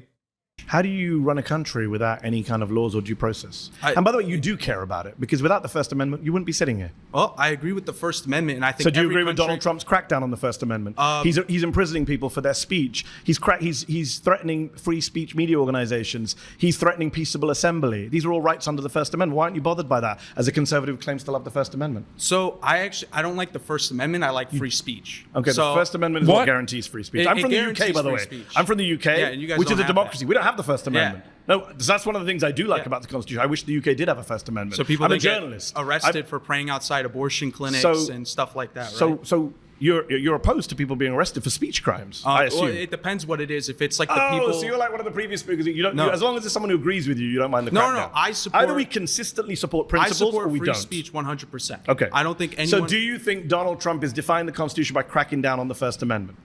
So I think he's cracking down on free speech, like the deportation of Mahmoud Khalil. Who was just released from prison by a judge saying his First Amendment rights were violated. And I agree with the judge, and I disagree with Trump deporting them. But I think that's more a matter. Oh my God, half of the guys was like, nah, he needs to be deported. Wow, there's some infighting in the conservative movement. Free speech and not the Constitution. I think that's pedantry at this moment. I think you've conceded that he is cracking down on free speech, which is the First Amendment. So he is defying the Constitution. So it's a pleasure to be in agreement with you, sir. All right, pause. You've been voted out by the majority. Please return to your seat. Thank you very much. How do you audition for this episode? They literally were like, who can sig heil harder, I think. Like they were trying to get the best, the expert sig heilers for this one. Okay, let the magician talk. I need to hear the magician. I need to hear what kind of crazy takes he has. Because ain't no way a guy that looks like that has normal opinions, okay? I'm Mehdi. Mehdi, great to meet you. My name is Kai. Do you, Mehdi, believe that the Constitution is important and good? Overall, yes. Do you believe that that Constitution can be eroded through democratic processes? What do you mean by erode? The original intention of the Constitution being destroyed through a purely, democratic or legal process. I'm not sure I agree with that. Okay. I think if you're democratically amending the Constitution per the rules of the Constitution, that's fine. If we could find a constitutional way to get rid of the Second Amendment, I'd be pro that. So let's pose a hypothetical wherein the entire population of the United States has drastically changed. Yes. And the population now has completely different intentions about what to do with the country. Let's say it wants to give it all back to Mexico, dismantling the United States of America. If that's the case, then what's the use of the Constitution? It hasn't defended the country. In fact, it's allowed for its destruction. I don't understand the premise. How did the whole country change? Demographic replacement, mass migration. I mean, we're seeing a change in demographics. Wait, what? He thinks that like this is Kai clips from the Republican Hype House on TikTok circa 2020. I could have done better without that information. I don't need to know things that much. There are things that I don't need. There's a Republican Hype House and he was a part of it. Okay. Dude, that's awesome. What if, I know this kid from then. Yeah, what if the Constitution was eroded democratically because people got together and voted to erode the Constitution to disband the government? How do they do that? By Mexicans coming into the United States of America. Okay. Why the are they escaping Mexico if they want to turn America into Mexico? Like they came to America for better financial opportunities, but actually secretly the real goal overall always was to inevitably secede the nation into Mexico? Why are so many of these guys voting for Trump then? How did that happen? The cabal is sending them. And also, I wish we would secede into Mexico. I mean, think about it, dude. Claudia Sheinbaum, that's my president right there, straight up. What is the...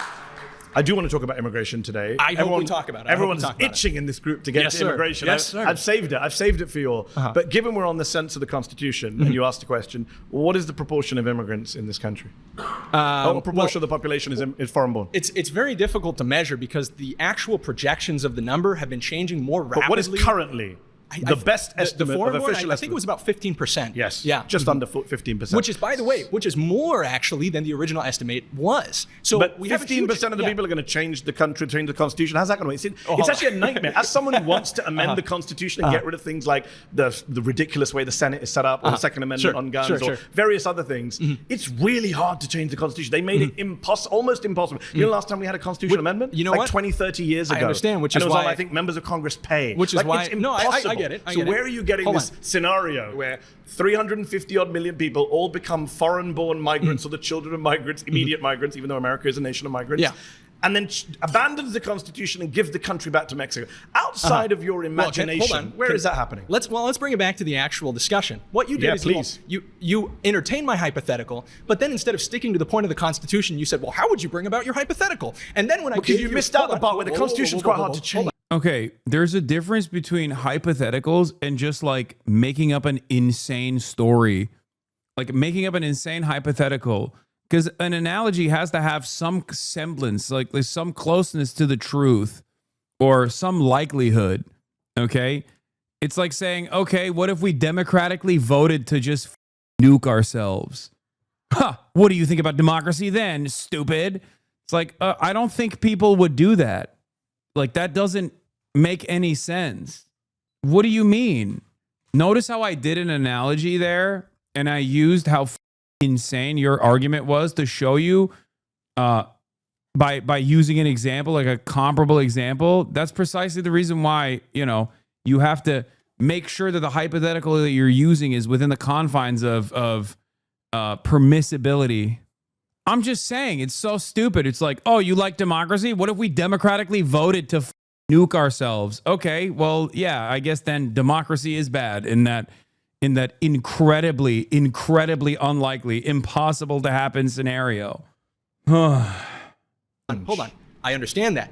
I gave you. I also wanted to get a sense of where you are, and you're a great replacement guy. So that's fine. Okay. Yeah, and you're a real good journalist because you don't talk to people who identify as like a political ideology. I mean, that's a very liberal idea. I don't debate fascists. I'll talk to them, but I won't debate them. Frankly, that's upsetting. I think there's a big problem when we value freedom of speech so much, but any real journalist is not going to talk to somebody because they identify with the politically incorrect ideology. Just talk to politically incorrect ideology. No, man, it's just a death cult, and it's patently. Is patently a waste of time. Why do these guys sound like this? They all sound the same. They're like, they have Reddit speech. Is this TikTok speech patterns? Is that what it is? Maybe I'm just like lost in the sauce, but they all, quite frankly, you don't want freedom of speech, it seems. It's a waste of time. And I'll explain why. Look at Israel, okay? That's what happens when you accelerate in a fascist state. When you get to a fascist nation state, you turn into Israel. Do you want America to turn into Israel? Because we're getting close. Some of these guys will say yes. And then at which point it's like, it's self-defeating.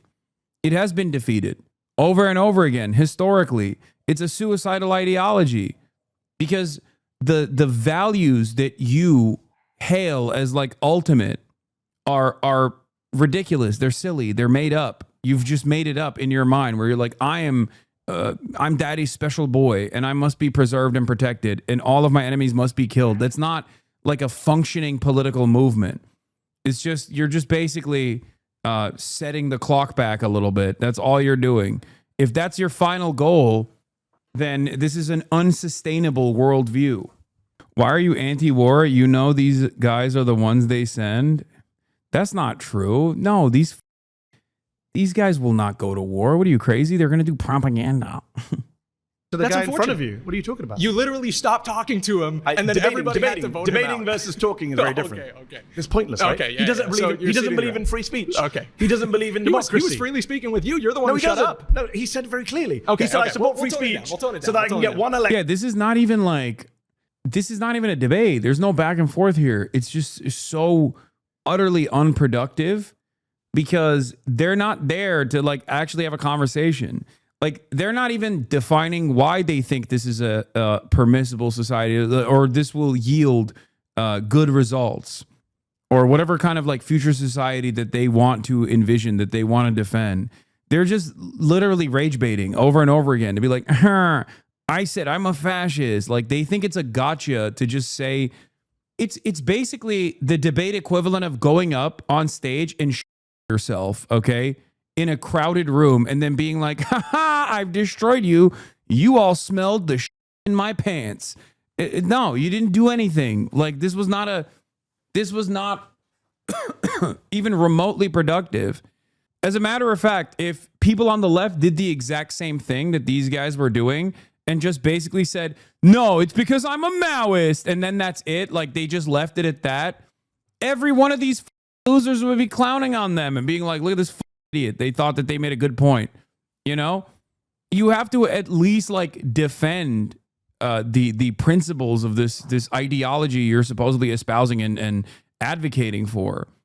The only thing they're doing is stopping the magician's right to speak. I know. I need the magician to speak. And I suspect I'm going to eat those words soon when he does end up speaking. After one election, my guy comes in, and after my guy comes in, nobody gets to speak or vote again. We all listen to your Why would I conversation. debate that? We listen to your conversation. Let's Well, bring I'm it reminding you back what to it was this said topic. because you just Let's bring it back to the misrepresented it. Constitution. Please do. First, Fourth, Fifth, 14th Amendments. Those are the Sounds ones good. I'm saying Trump is defying. Do you Sounds support good. that or do you deny them?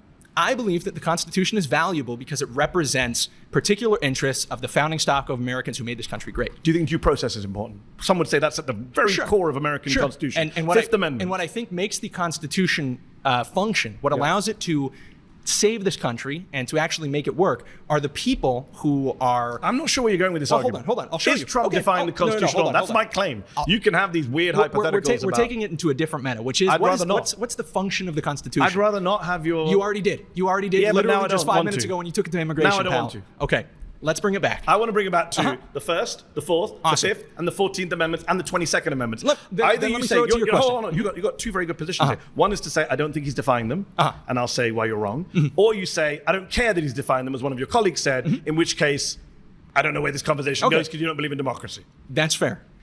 Do you think it's wrong to dismantle the Constitution? So there's two options ahead of you. No, hold do on, you hold on. agree? This is important. Do you What agree? I'm doing so is is I'm Donald Trump... Okay, let me ask a question back since you're asking me questions. You're not answering the basic point. This is why you can't debate the far right on these topics. They aren't even trying to be on topic. I know. Like they're not even staying on the subject matter because they don't give a shit. And especially if you're a liberal, this is the limits. That's the problem with Mehdi's worldview in general, is that like it still exists within this naive framework almost where like because he's so preconditioned into like defending institutions and like liberalism and these like foundational values that he thinks that the other person sitting across from him is also going to abide by said standards and maybe even feel shy about like revealing their position. But it's clear that these guys are not shy about revealing their positions. So all this ends up turning into is just them constantly going, are you triggered because I'm a fascist? Are you triggered? And yeah, the secondary market consumption for this video is just shock and horror and people going, oh my God, these guys are insane. Is this what the modern conservative movement looks like? But every single time these guys are rage baiting, there's also a group of people that feel emboldened and galvanized by it, and their group and their message spreads, unfortunately. That's it. Apparently they misled him and said he would be debating normal MAGA people. Yeah, I think this is definitely a step beyond normal MAGA people. Like, I have yet to hear from a normal MAGA person. I will say this is the normal MAGA person online. This would be like Mehdi Hasan debates 20 of his Twitter reply guys, right? But this certainly is not normal MAGA people. MAGA influencers, sure. Do you think Donald Trump is dismantling the Constitution? Can we agree that Donald Trump is dismantling? Because I'll agree with you on that. I think he is dismantling the Constitution. I think he's illegally, unconstitutionally. I think he's interpreting it in ways that are more. Which judges do not agree with him on. Okay, which the Supreme Court has not agreed with him on. And the judges don't agree with the people who wrote the Constitution. How do you know that? Okay, let's take your example of the Second Amendment. Let's say that a bunch of I didn't judges... give the Second Amendment. No, I said hold on. Fourth. You don't want to talk about the ones I've given. You're interrupting me. You're interrupting me. Because you're ignoring me. First, Fourth, Fifth, 14th, 22nd Amendments. Those are my amendments that I came with today. If you don't want to debate them, just say so. I'm trying to understand your ideology. Say so. You believe that dismantling the Constitution is okay when it's about parts of the Constitution that you disagree with. Amendments. You would be fine getting rid of the Second Amendment, even though that would be a dismantling of the Constitution. No, because it would be done via constitutional means. I'm not the one sitting here like your pal. Okay, you have agreed. You have agreed the Constitution. I'm not the one saying you just get rid of them willy-nilly. I don't agree. We're ramping up. I don't agree that Joe Biden should come in and say by executive order, if Joe Biden put out executive order saying Second Amendment no longer applies. I can round up everyone's guns. I don't agree with that. Your result is exactly the same. I don't agree with them. No, but I don't agree with the method. No, amending the Constitution through the normal process is entirely different than just doing something unconstitutional. You are supposed to be able to amend it. It's a living, breathing document, right? This is just like, I don't know. It feels like there's a fundamental disagreement here where this guy is just like, no, you don't understand. Changing it at all is actually technically dismantling it. They're all Rumble YouTube fascists. One works with Elijah Schaefer on LFA. Jubilee set him up with channeled influencers.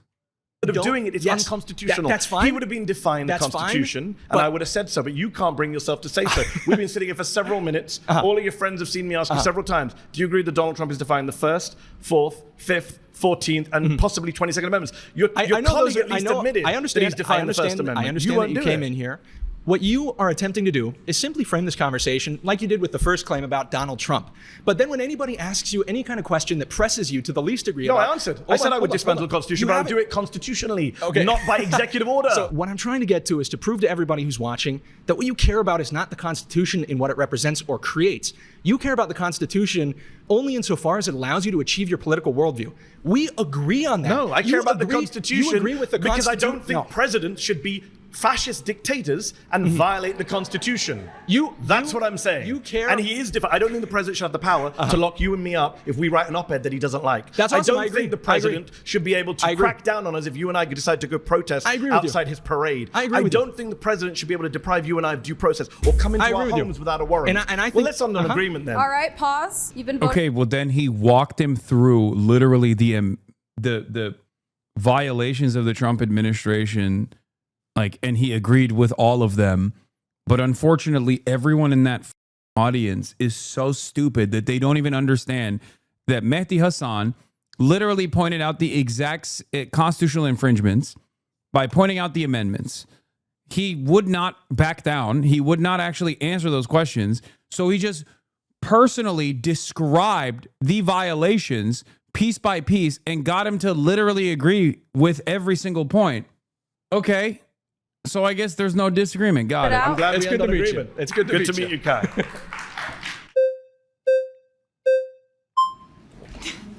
You don't agree with him because then you're saying everything antithetical to Mehdi's. So Trump is defying the First, Fourth, Fifth, and 14th, and maybe the 22nd soon.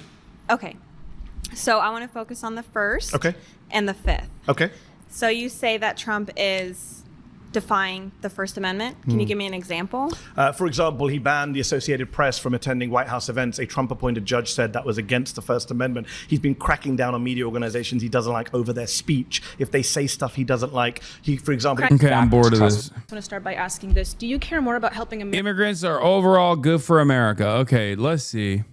Americans or immigrants in this claim? Immigrants are Americans. I'm an immigrant and an American. Well, immigrants are not Americans. Americans are the people that were born here. That's not true. Where'd you get? What's the basis of your claim for that? Are you talking about people that get naturalized in the process of becoming American? 14th Amendment. Have you read it? Okay, yes, I have.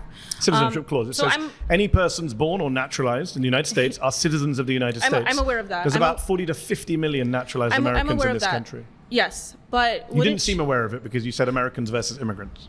So, but are you understanding that the process of getting all these immigrants that come in here we've been also, the millions of immigrants, it's up to the millions, it's the last 20 years now, and it has dramatically affected Americans here in the country, which positively, I would argue. People like me and everyone around here, we cannot find homes or even get jobs within our own fields that we go to college for. It's because of immigrants, dude. What do you mean? You think they're not building the homes fast enough? Is that the problem? Like, what are you talking about? What do you mean? This part is the dumbest part because it's like, An immigrant is not the reason why the housing market is the way it is, you moron. It's because of people using real estate as a speculative asset and refusing to build housing by need. Like, you think that if you were to deport 20 million immigrants, all of a sudden the landlords were going to be like, well, I guess we got to lower our prices. They would be like, oh, well, all the homes and all of my property value, all of a sudden, I guess I just got to lower it. I guess my little nest egg is no longer is no longer as important since we racistly wiped out 20 million people. Yeah, rents will never rise ever again. Yeah, you know what'll also make it easier, dude? If we just wipe out like a chunk of the construction force as well, a chunk of the labor force that engages in construction, approximately 25%. That will certainly boost the building efforts and the building initiatives. 60+% of all agricultural output gone, wiped out overnight. No more poultry, no more meat, no more farming, no more construction, nothing. Your grandparents, sorry, no one to take care of them. That we get into debt for. And because more blue collar work, especially in construction, agriculture and so forth, and the hospitality industry, we cannot get jobs in those fields. So it requires Are you looking for a job in I construction? am not. No, I went to college. Okay. Many people here are in college. My bad. No, she wasn't. She didn't. She doesn't want that. No, never mind. Never mind. She doesn't want to do that. That'll f nails up. You know what I mean? But like, someone else got to do it. Not me, though. How about we give those guys the proper paperwork so they can get better wages? You know, since they're doing the same job, if not more, than you are. How about that? I think that's the best possible way to go about it. I know, revolutionary idea. It's called giving people the proper documentation and then helping them collectively bargain for better wages and better benefits and better healthcare overall. As a matter of fact, not even have to argue for better healthcare as a benefits package, because healthcare should be given by the government. You know, crazy idea after crazy idea. College or went to college, but we can't even find jobs in our fields, also because of the H-1B visa program as well. But in regards to just your claim about immigrants specifically, we cannot even get jobs to pay for housing. Unemployment is at a record low right now, even under Donald Trump. And I'm not a Donald Trump fan, but I would say unemployment under both Biden and Trump has been that's not a very good argument, I don't think. But anyway, let's just record low levels. Okay, is this in regards for American citizens? Yes. Okay. Well, wait, what? What did she think that what? Nah, just unemployment for undocumented is at an all-time low. That's what Mehdi Hasan was talking about. I was about to criticize Mehdi Hasan here for saying like, well, unemployment is at an all-time low. Well, it doesn't matter because these are not good-paying jobs. So most people are criminally underemployed. So there is that problem, but that's not something you can address regardless without actually tackling the root cause, which would be capitalism. It seems like you aren't a fan of this, Hasan. No, I love Mehdi Hasan. It's just, this is, I don't know. I'm unaware of that statistic, but from what I see, from what I I'm an immigrant and an American, and I employ many American citizens, both naturalized and the ones born here. I employ Americans. My parents came Americans as defined by you. My parents came as immigrants to become naturalized, so I'm not necessarily opposed to immigrants. So you're the child of immigrants. Correct. I'm a child of immigrants. I was born But you don't here. accept that immigrants are Americans. Not at this moment. So your parents are not Americans. Oh my, are you kidding me? Bruh. She said, not at this moment. Too much. I'm good. Nobody else. That is crazy. That's nuts. At this moment. So hold on, your parents are they're not Americans. citizens. They became naturalized. You just said you can't be citizens by being naturalized. No, I was born here, and I'm not Yeah, you're opposed born to here, naturalization. right? I But never are your said that I'm parents- against naturalization. Are you against naturalization? No, I never said I was against You naturalization. did. You began. You're very. Everyone was here. They can play it back on YouTube. You said Americans or immigrants. Are your parents Americans or immigrants? No, my parents are United States citizens. But they're immigrants. You said. No, they came here as immigrants. However, but So they I want are to make the immigrants. claim that we cannot I came here as an immigrant. I'm an immigrant. But at this point, when they came, the I think United that the people United aren't States happy with the way economy, this is going for you. the United States economy was not at. It's better. Yeah, once they found out that she was also a daughter of immigrants, they're like, yeah, get her out, get her out. Get her out both of this country, literally and figuratively, and also get her out of this debate. Now, the American economy is better than it's been Not for from many the- years. not from the And I can say statistics that I as see. someone who We doesn't have- like Donald Trump. We're Which giving statistics are you millions seeing? and billions of dollars Which to statistics people are you of, seeing? minorities as well as The reason the immigrants economy is doing badly now is that because Donald Trump's that we're giving tariff it to policy. We're giving millions and billions of dollars to minorities and immigrants. Okay. Her parents came here as immigrants. She was born here. When Republicans talk about the strain that immigrants put on the American economy, they're lying. But the way that they lie is literally her. They point to her and people like myself and many others who are the children of non-citizens, who are natural born citizens, who do have access to some of the limited social safety nets, like and public education and things like that. They add that to the calculation to make it seem as though immigrants are actually costing the American social safety nets this much. They're not talking about immigrants. They're talking about American citizens, just born to parents that are immigrants. We cannot Nothing even to get do with businesses. migrants. In fact, the They can't congressional even start businesses. Yeah, the thing that is I guess like kind of wrong, or the thing that like causes me some gripe with Mehdi is, and his argument is like, he's not addressing the anger that these people have. This is the problem. And their anger is directed in the wrong direction, but there is some underlying truth behind the reason why they talk about economic instability. This is a major issue with liberalism.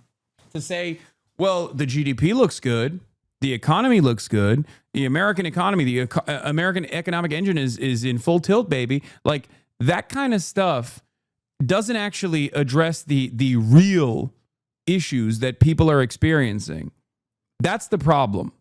That's why I keep saying like, oh, I don't know about this argument. I don't know about that argument. Because like the appropriate way to look at this is to say, yeah, you're frustrated, but you're blaming the wrong guy. You're frustrated, but someone who is responsible for the economic uncertainties that you are experiencing has also told you that the reason why you're feeling angry is because of Mexicans. That's not the case. It's because of Trump, and it's because of the Democratic Party as well. It's because of the Republicans, because of the Democrats in charge. They are not addressing your needs, okay? And I totally understand that. But we can't come to a reasonable conclusion here if you keep repeating over and over again that it's actually Mexicans that are responsible for the housing shortage. You know what I mean? It's just stupid. The debate points you mentioned earlier were the right way to approach this. I'm an immigrant. I started a business. No, I understand because like that's why that. But of course, come on. I think most of them on this set are just pathologically racist nut jobs, not suffering proletarian, directing their anger in the wrong direction. You're not wrong, but you're not talking to them. You're talking to their fan base, and their fan base is filled to the brim with angry racist people that are proletarian and redirecting their anger and frustration in the wrong direction. A communicator such as Mehdi Hasan is aware of that reality. That's why he's doing this. But because he's so used to debating people who are at least like somewhat knowledgeable and much better at debating than these dildos are, and want media careers, so they don't normally come out and say that they're fascists. Are you triggered? That he's so hyper focused on immediately tackling the argument that is being presented to him, and not tackling the actual reasoning behind the frustration that like people in their fan bases and people who tune in from their fan bases experience. They don't even have fan bases, no, but there are people who will tune into this video and will find themselves on the MAGA side or find themselves like sympathetic to this kind of argumentation. And if it's properly addressed, he's very good at debating, even against his weight class. He can really throw his weight around. No, Mehdi is probably the best debater on the liberal side for sure. My point is that in this circumstance, his expertise is actually kind of harming him a little bit. I think the POV Mehdi's coming from is that this girl has a problem that immigrants are taking the jobs, and he's saying, look, I'm an immigrant and I'm creating jobs for you morons to make her understand. No, I know. But I don't think that's a good enough counter. I would never criticize Mehdi's skills in debating. He's fantastic. SBA is giving people billions of loans. They're giving them billions. I didn't take any loans. I'm not saying you did, but I'm saying that statistically speaking, they're giving billions of loans. So should we do statistics? According to statistics, immigrants are 80% more likely to be entrepreneurs than native-born Americans. Sure, and more absolutely. likely to start businesses I'm aware of and that. hire Americans. No, I'm aware right? of that. Immigrants But are we more also- likely to pay in taxes than take out in benefits. And They're more likely to add to innovation and jobs and wages. This is what the statistics show. The Congressional Budget Office. Let me just finish my point and then let you come back Okay, in. go The ahead. Congressional Budget Office, which is bipartisan, Republicans and Democrats both use it. They have said that the immigration surge that you mentioned will lead to an extra $9 trillion of GDP over the next 10 years. That amounts to $65,000 per American household. That's $65,000 for each and every one of you holding up a red flag. Okay, I All understand right, that, but pause. You've been voted out by the majority. Please return to your Nice seat. to meet you. nice to meet you. Thank you.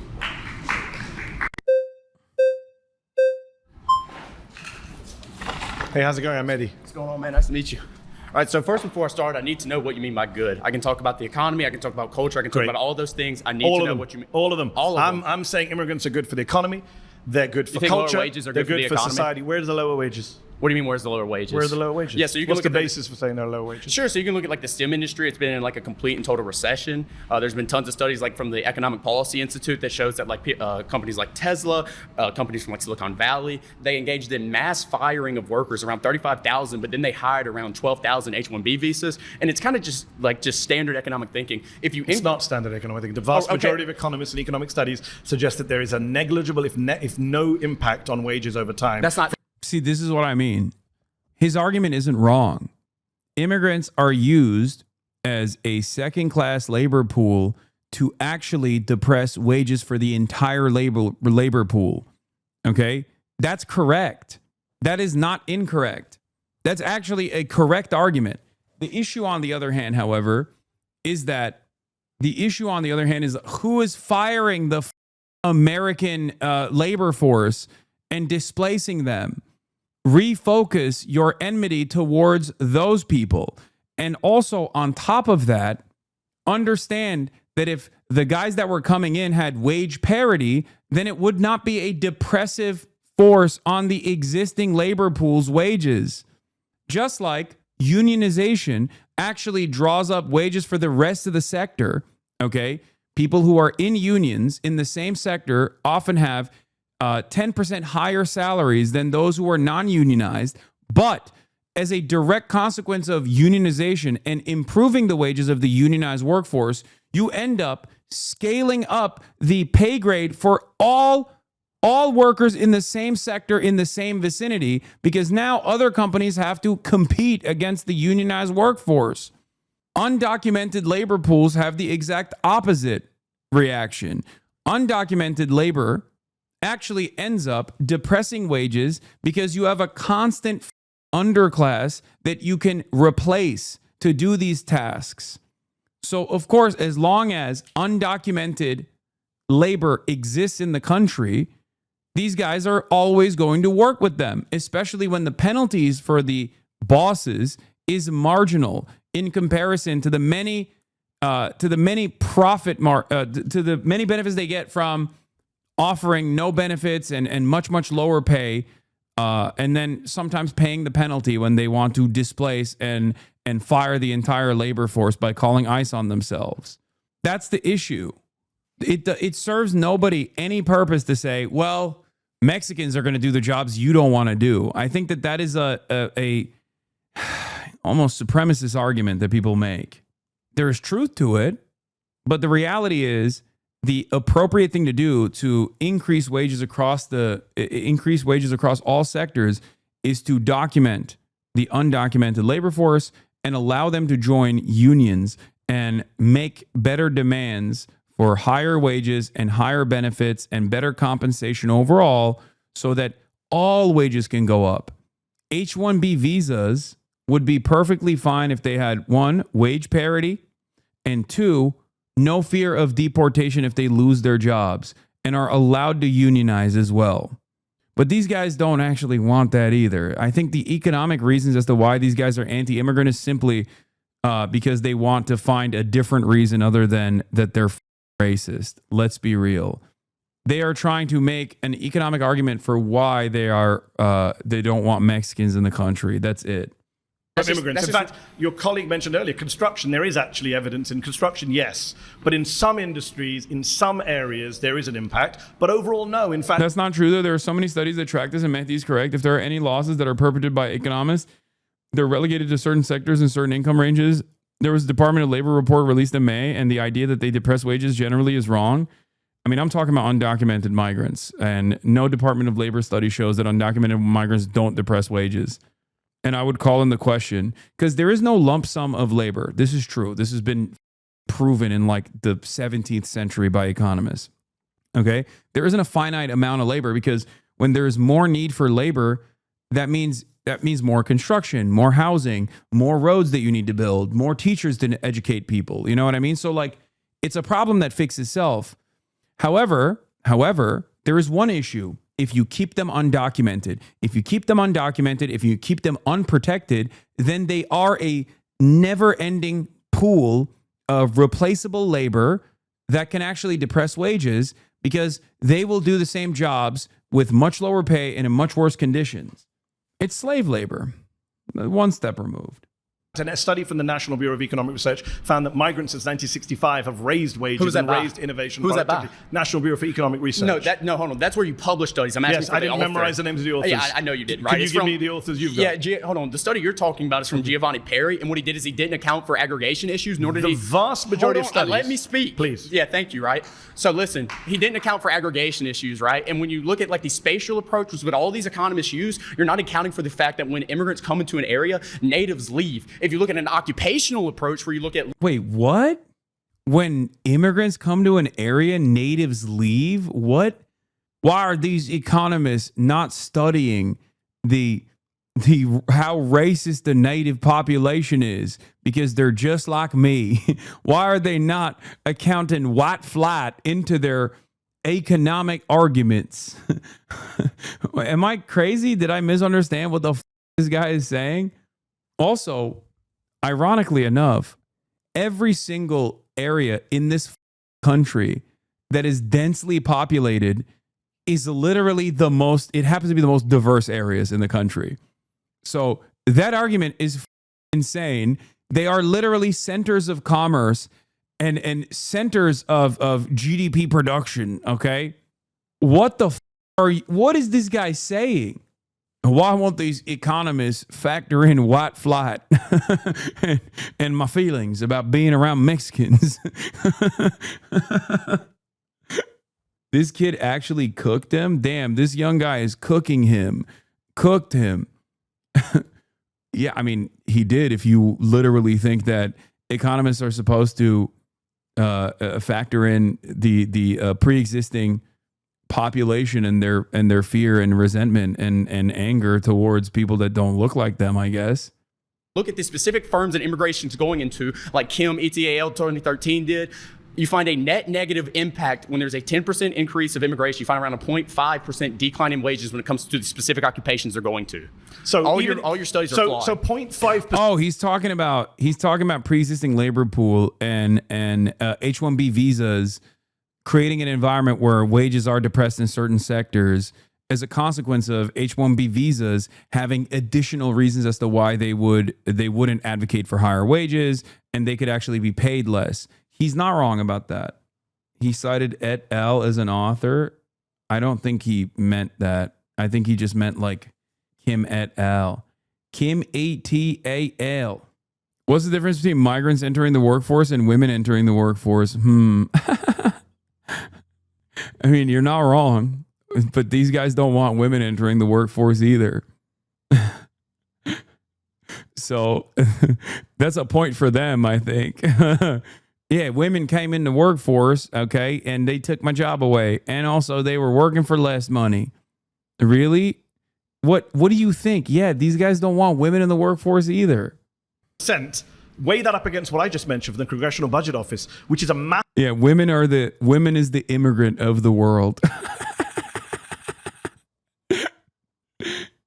massive boost in GDP per head, which you're not counting for, massive increase in tax revenue, immigrants actually funding the deficits and debts by paying way more in taxes proportionately, including undocumented immigrants. And what's interesting about wages is, I'm in a room full of, I don't know what to call you anymore, conservatives, Republicans, fascists, I don't know.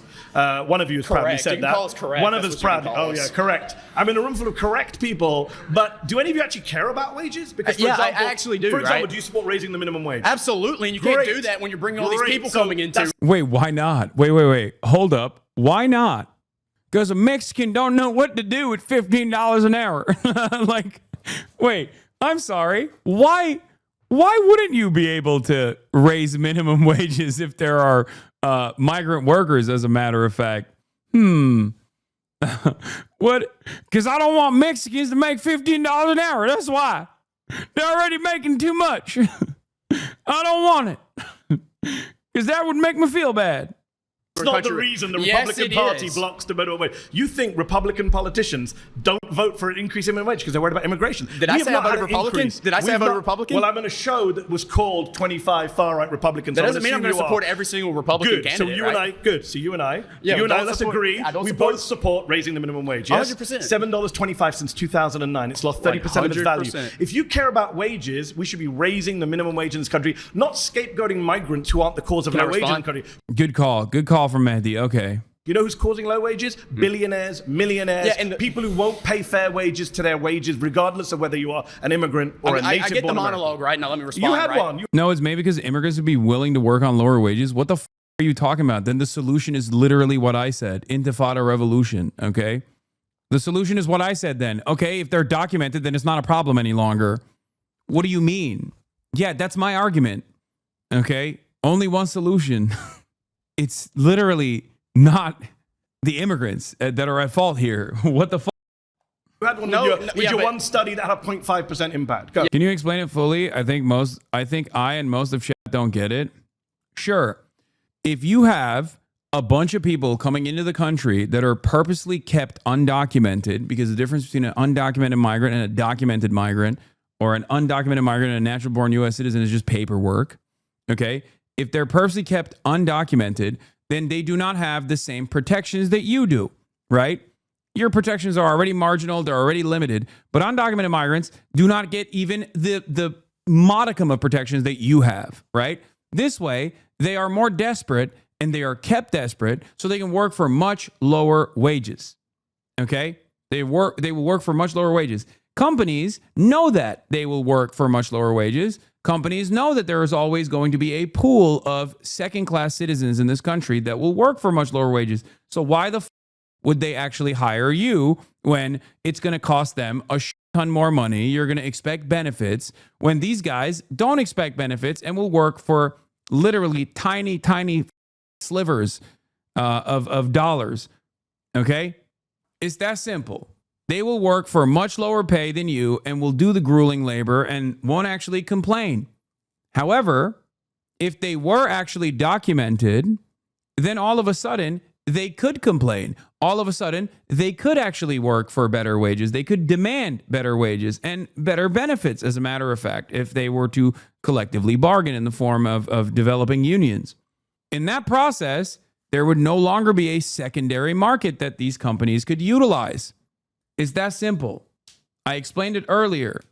Unionization leads to increases in wages in the same sector in the same vicinity for even the non-unionized workplaces because they have to now compete with higher wages and better benefits from the unionized workplace. It's even better if you're directly unionized. Immediate 10% increase in your salary on average. So if unions are responsible for increasing wages across the board, then undocumented migrants are responsible for decreasing wages across the board because companies would rather rely on undocumented labor because they're cheaper and they cannot advocate for their workplace protections. It's that simple. The solution to that is not to deport the undocumented labor pool. The solution to that is to actually document them. Yeah, and your study like sucked that you didn't even know who wrote it, right? So like, let's get back to the point, because, right? Because I don't need and to know there it one goes study. again. The majority of studies say that wages are not impacted by The majority of migration your over studies time. are flawed. That's what I'm They're telling not you. my studies. Right. Neither of us are economists. It's the economist studies. Don't assume who I am. Are you an economist? I could be. But right? are you? I could be. Are you? I'm not going to tell you. Are you? I'm going to major in economics, right? Are you an economist? Oh, he's going to major in economics eventually.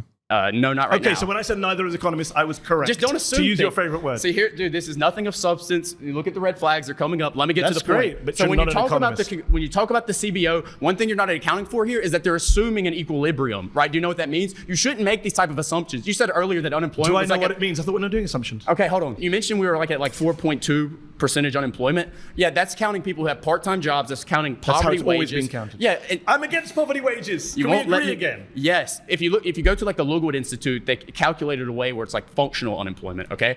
If you account for things like just people who make around $25,000 a year, people who have fallen out of the labor market, people who only work part time, if you count all of those people together and then add on the unemployment, that's around 25% of the population. So when you go, we don't have jobs. Wait, he's not wrong. This part is correct.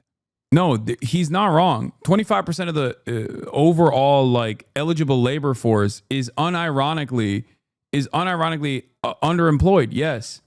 There is a major issue with the gig economy in this country, and it's been completely eviscerated due to all of these dumb Republicans gutting what remained of like labor protections for the past couple of decades.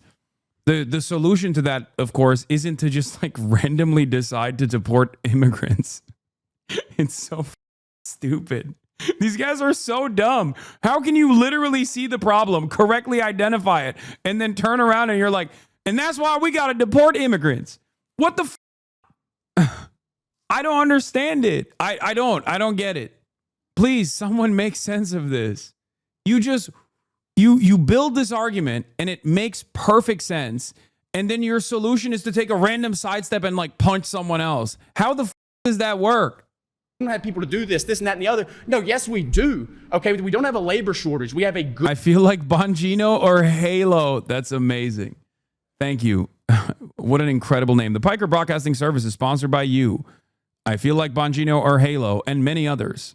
Please subscribe to continue showing your support to the Piker Broadcasting Service, which is an ad-free service for all. You will never see ads on the Piker Broadcasting Service.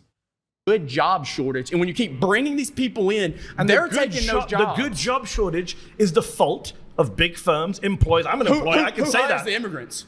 Who hires the immigrants? Yeah. Employers. Exactly. So when you bring up these big firms, okay, so that's the let me way ask that keeps wages down. You understand that, right? So let me ask you a question. If you got rid of all immigrants coming in tomorrow, moratorium, you think that Republicans and employers of big firms would suddenly raise all the wages? That's what you great question. This is a great question from Mehdi. It's true. Do you think do you think that these guys would magically? It's the same principle behind like the Pareto principle. These guys will be like, immigrants are coming in and they're my girlfriend. Okay, I can't have a girlfriend because the market, the dating market is polluted. There's too many people with their salsa hips.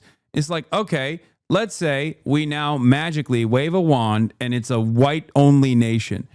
Do you think you're going to get pussy? No, you're not going to get pussy, dumbass. It's going to be the top 20% of Aryan chads that 80% of the Aryan ladies. Okay, that's it.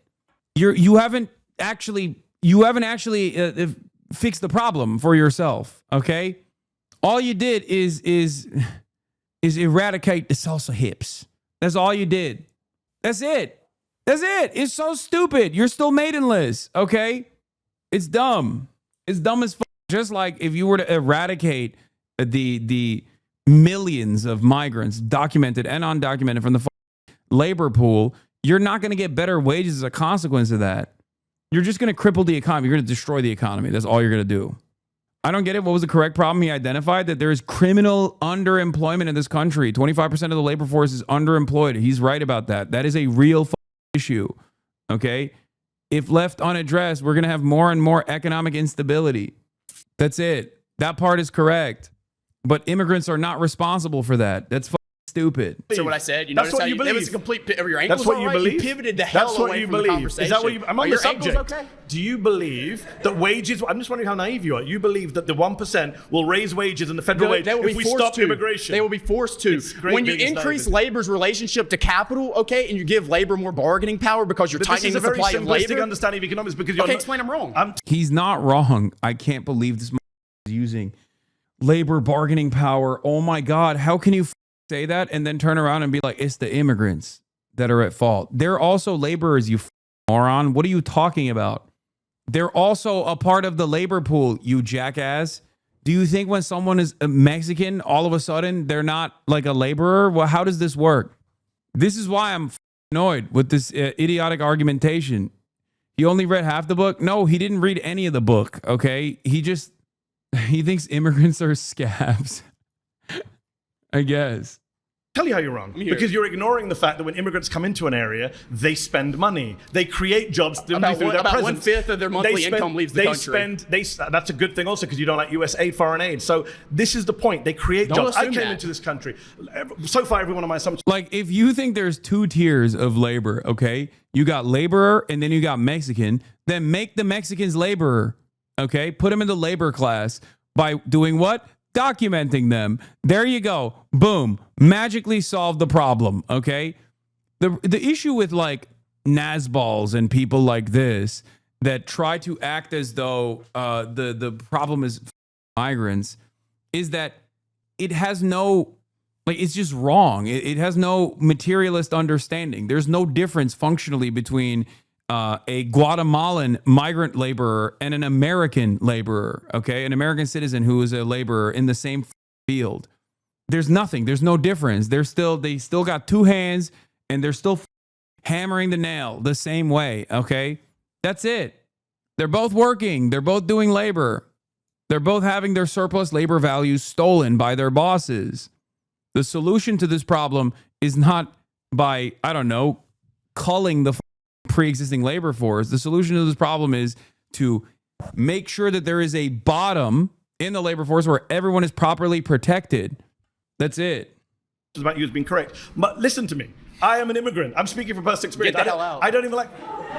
I should get the hell out. Yes. Why? I don't want you here. Why? Because you come here and say all this Why? about how Americans are lazy. Why? You push your left-wing I never politics. said Americans are I don't lazy. know why you say this. I never said Americans yes, are lazy. you are. You're, The only person saying attacking immigrants people have to is come you. into this country so they can do jobs that we don't want to do. I That's never exactly said those what you words. said. When did I say Oh, it? really? You When did didn't I say say that? it? So We're why on don't we- YouTube. Guys watching on YouTube. It's yeah. You're so triggered. Except he's literally losing an argument. He's not even. He could have even won this argument. Ironically enough, if he just didn't randomly become insanely racist here. But I guess that's the whole point for these guys. Ultimately, he's just like shaking with racism. Rewind to the time where I said immigrants are doing jobs we don't want to do. When did I say those words? Words You that said- came out of my mouth. Okay, so why do we have to bring in immigrants? Why do we have to bring in immigrants to the country if we have people who are going to do the jobs? Seen this too often in the rural South. This is unresolved anger problems, man. Scary when it goes this far. Pause. You've been voted out. It's nice talking to you. Nice talking to you. You're going to have to go, bro. Nice talking to you. You're going to have to go, bro, is what he said as I left, to an American citizen. Good to know where you stand on immigration. It's not about immigration, is it? That's what it's not about. Yeah, it's racism. Please. Yes! Hey, how you doing? Yes. Good to see you. How are you? Yes. The magician. Okay. I can't wait to hear what comes out of this mouth. Okay. Oh, my Lord. So, what type of immigrants are we talking about? Oh, my God. Oh, bro, I am Persian, bro. Donald Trump is my president. Oh, bro. What type of immigrant are you talking about, bro? Oh, let's go. Oh, hell yeah. I'm locked in. What do you mean? Like any immigrants or are immigrants? That's what I said. Immigrants are illegal overall. immigrants. Undocumented immigrants also contribute Illegal. greatly to the U.S. I say undocumented. I don't think people are illegal.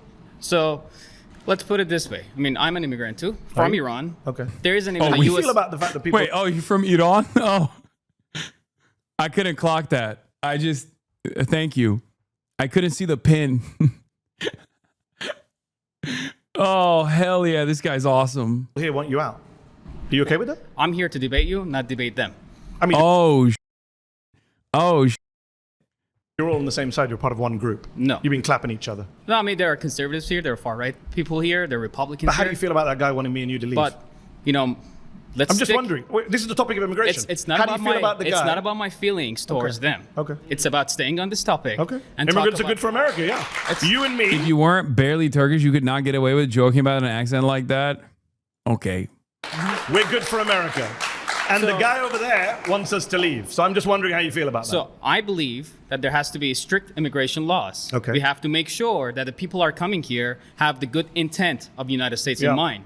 That's not my claim, but okay. So my claim is about immigrants are net positive. If we just open our borders to every single person No one that wants calls to for be open here, borders. you know, that claims that they have economical hardship in their country. Who's calling for open borders?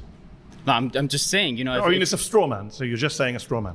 No, I'm saying You're that wasting if time with a straw man. No one's calling for open borders. I Well, didn't call for open well, borders. you wasted I said time. immigrants who. You wasted time trying to cause division between me and my friends division. over He here. wants you to leave the country. That's a pretty big deal. All right. I mean, you can ignore Like it, I but that's said- your side, my friend. Like I said, You you were made the your one bet. that tried to derail this argument. Derail? By bringing that. It's Even literally though we're core to my trying argument. I'm saying immigrants are good to America. People on And- your and side I are asked saying you, what we type should of- leave. This dude has 100% tied a damsel to some train tracks at some point in his life. He's dastardly. There's no other word to use here other than dastardly. Okay? Oh my God, I love him. Oh, he's so amazing. Not me. And, me and I you. asked you, what type of immigrants are we talking about? Are we Immigrants talking about overall. Overall. Overall. So I mean, so we're not gonna. So you, you want to believe? you want me to get into like particular communities? I'm not so playing that so game. you believe that people that come here without Overall, any help respect, the society. without any respect to our laws and our border, you know, What are you saying, man? What are you saying? People who are coming here with no respect for our laws, like, dude, people are coming here to survive, okay? There's no like secondary motive. There's no other alternative reason. It's just, that's it. That's what they're coming here for. They're not like, oh, I can't wait to be in America so I can avoid their laws. are going to be good for this. Also, you can't be Persian and be talking like this about immigrants, dude. What the do you mean? Like, you're literally at most second generation. Your parents were afforded amnesty. Shut the up. What do you mean? Half of the guys in that room don't even want you there. What are you talking about? This country. No, of course not. So you can't say that all immigrants overall. I never said all immigrants. Well, I said you said- immigrants overall. Immigrants overall doesn't mean all immigrants. Sorry to break that to you. All right. So we have to make sure that the people are coming here have the good intent of this country in mind. Agreed? Yes. All right, Irrelevant good. to my claim, But but when you agreed. have undocumented immigration going Yes. on, Yeah. you can't vet that. You can't make sure about that. Let me real quick, talk about, my background. There is no the American embassy in Iran. So in order to come here, you have to stay in line for 4 years, and you have to go through some serious vetting procedure to get here. But I made it. And that process has to be in place because, you don't want terrorists But I'm to hold on. fill this I country. made it too. I'm an American citizen. I went through lots of vetting. I took my test. And that's But how the guy it over should there be. wants us to leave. But he wants us to leave. when people So people don't really care about vetting, do they? But It's not really about vetting, is it, my but friend? people should not have You're the in denial. right. People should not have the right to ignore our borders and our laws. What about those to of us who come don't here. ignore the borders? Should we get to stay? Of course. But he says we shouldn't. Well, I'm not debating him. You kind of are because you're all together on this. No, I'm debating you. Okay. And I'm pointing out to you that your argument is in bad faith because these guys are actually speaking the truth and you're in denial about who's on your side. He wants you gone. The guy in the back's like, yeah, Mehdi's cooking here. I do want him out. Look at his hat. My hat's way cooler. Get him out. Never claimed that I'm on their side or they're on my side. I'm here to debate you. All right, pause. You've been voted out by the majority. By the way, this is so funny because he literally got clapped because he's Iranian. Because automatically his position is untenable for the rest of the races in the room. So on the issue of immigration, their point is get him out. So you can't even actually have any sort of response here. He won't be prepared. Nice to meet you. Hey, how you doing? I'm Mehdi. Edwin. Nice to meet you. The question is, immigration is good for America, right? overall. If you look at the net positives to God. things Oh, like brother. our Here we society, go. our culture, our food, our economy, our general diversity. I know the D word is a bad word in places like this. I think immigrants have been a net positive. I think if you look at your everyday lives, we all benefit from immigration. And what kind of conservatives disagree with that? The guy, Besides the guy, racist some guy of the guys who told me to leave this place and go back to, I'm not a citizen. Do you think all conservatives? No. Oh, okay. No, in fact, Ronald Reagan, who's a president I wasn't a big fan of until Donald Trump. Oh my God, this guy keeps waving dude. Oh my God, whenever they see brown conservatives, they just keep voting them out. Oh no, they just immediately, they're like, nope, flag them. Get the Mexican out. Coming on now, people like Reagan look good in comparison. Reagan said in 1986, our country is a nation of immigrants. Our immigrant heritage is our strength. He gave an amnesty to 3 million undocumented migrants. He understood the value of immigration. So I'm with Reagan.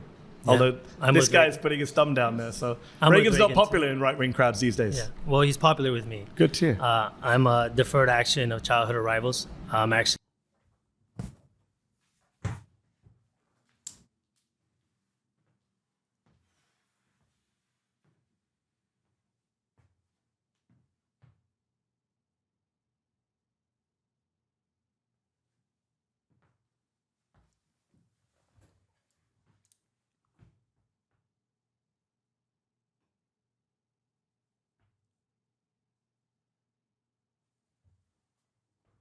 Bro, are you okay?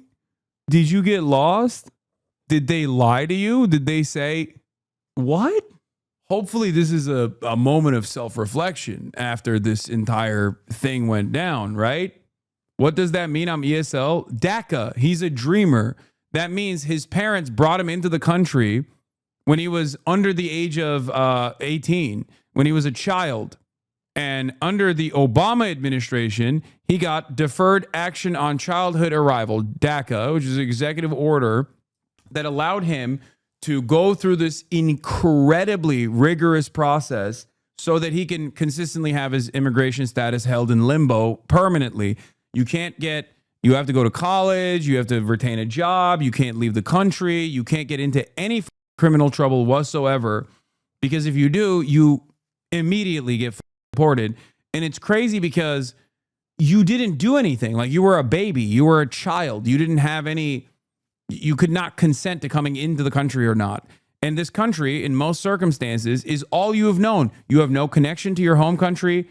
You have you're American through and through. How the do you consider yourself a far-right conservative as a DACA recipient? That I don't understand. Like, it literally, you got kicked in the head by a horse or something? Like, how did this happen? Did he stroke out like John Fetterman? What's happening here? See, I was an illegal immigrant myself. I came here when I was 10. I'm what you would call a legal alien now. I didn't have any say on my parents' choices. Yes. Do I think that they were well-meaning by wanting to bring me over for a better future? Absolutely. I believe that. Yeah. Did they break the law? Yes. Do I agree with people breaking the law? Not necessarily. Okay, self-deport? Like what? Bro, what is he doing? What? What is he saying? Do I think that there's ever a situation where you can break the law for the better or the Bro just debated himself only to lose on the premise. What the You're good. Immigration is it's an interesting issue because I do agree with you that good to hear. Everyone is an immigrant in the sense like. Can you tell me a little bit more about your journey? I've been here 10 years. I'm a proud American citizen. I'm a dual national. I'm British. I'm American. And I am an immigrant who's contributing to this country. So, yes, I'm very much proud of America's immigrant heritage. I'm part of it. And despite what one of the other people said on this show earlier, everyone here, unless you're Native American, All right, is a descendant of pause. immigrants. Sorry, you've been voted out. Please Noise. return to your seat. Thank you, man. Nice to meet you. What? How's it going? Hey, how's it going? Actually a fan. I see you a lot on Piers Morgan. Okay, thank you for watching. Yeah. So my argument is that Americans are what is a nation? A nation is a geographical location full of people who have some things in common. Did they get did that guy sneak in? Like, what happened? Why was that guy? What did the previous guy say? Like, he just came up and was like, I think sometimes breaking the law, especially when it comes to immigration, is good because I'm like literally a recipient of my parents illegally bringing me here, and I don't think it's a crime. Did he have an epiphany in real time? Like, what happened? He's an MMA guy, 1,000%. Call Felix, he will explain. It's CTE brain. Didn't we see this Amish before? Jedediah. I feel like we saw Jedediah before in a previous video. So I think some of the things typically in history are going to be like race, religion, ethnicity, language. These are some of the things that we have to have in common in order to actually have a functioning civilization, especially in self-government. I'm not necessarily a giant fan of self-government. I'm a Catholic nationalist. I'm not a fascist. You have to have at least some things in common in order to Agreed. actually have a civilization. And the immigrants, especially illegal immigrants that come into this country. Jeff Dippard. No, stop. Why'd you have to do Jeff like that? Stop it. This is the bad universe Jeff. This is the Jeff that doesn't do dips, okay? More like Jeff no Dippard. This is Jeff Nippard if he didn't work out, okay? He just instead of hitting the gym, he maxed out his racism points. Now, disrespect us. They hate everything that we believe. They don't even speak our language. I watched, after Trump got elected, I watched an interview of an illegal alien woman crying and about getting deported, and the entire interview was in Spanish. That is a spit in the face. It's disrespect. They don't care about us. They abuse our system. So you've gone from a teleological argument into just a bunch of series of wild, unsubstantiated well, I'm asking claims. you, what is the... I don't accept any of those claims that they hate everything we stand for, and I don't accept... Well, I'm not going to deal with the teleology. I'm going to deal with the false claims that you made. Go ahead. There's no bait. What's your... Like, there's never been... You know what's really crazy about this? There's never been a point in American history where we haven't had an influx of migrants coming in from a country that didn't like primarily speak English. That has just never happened. Okay. This is one of the most American aspects. Like, it is probably the only good thing about America. Like, immediately, there has never been in the history of the United States, okay, from even before 1776 and certainly after, has there ever been just only English speakers coming into the country. Okay? There have always been other nationalities. There's always been other languages. Okay? This is England. You think America was entirely comprised of the English? Is that what you think was going on? Because even then, there were the French, there were the Dutch, there were the Germans. You understand that, right? And those didn't speak English.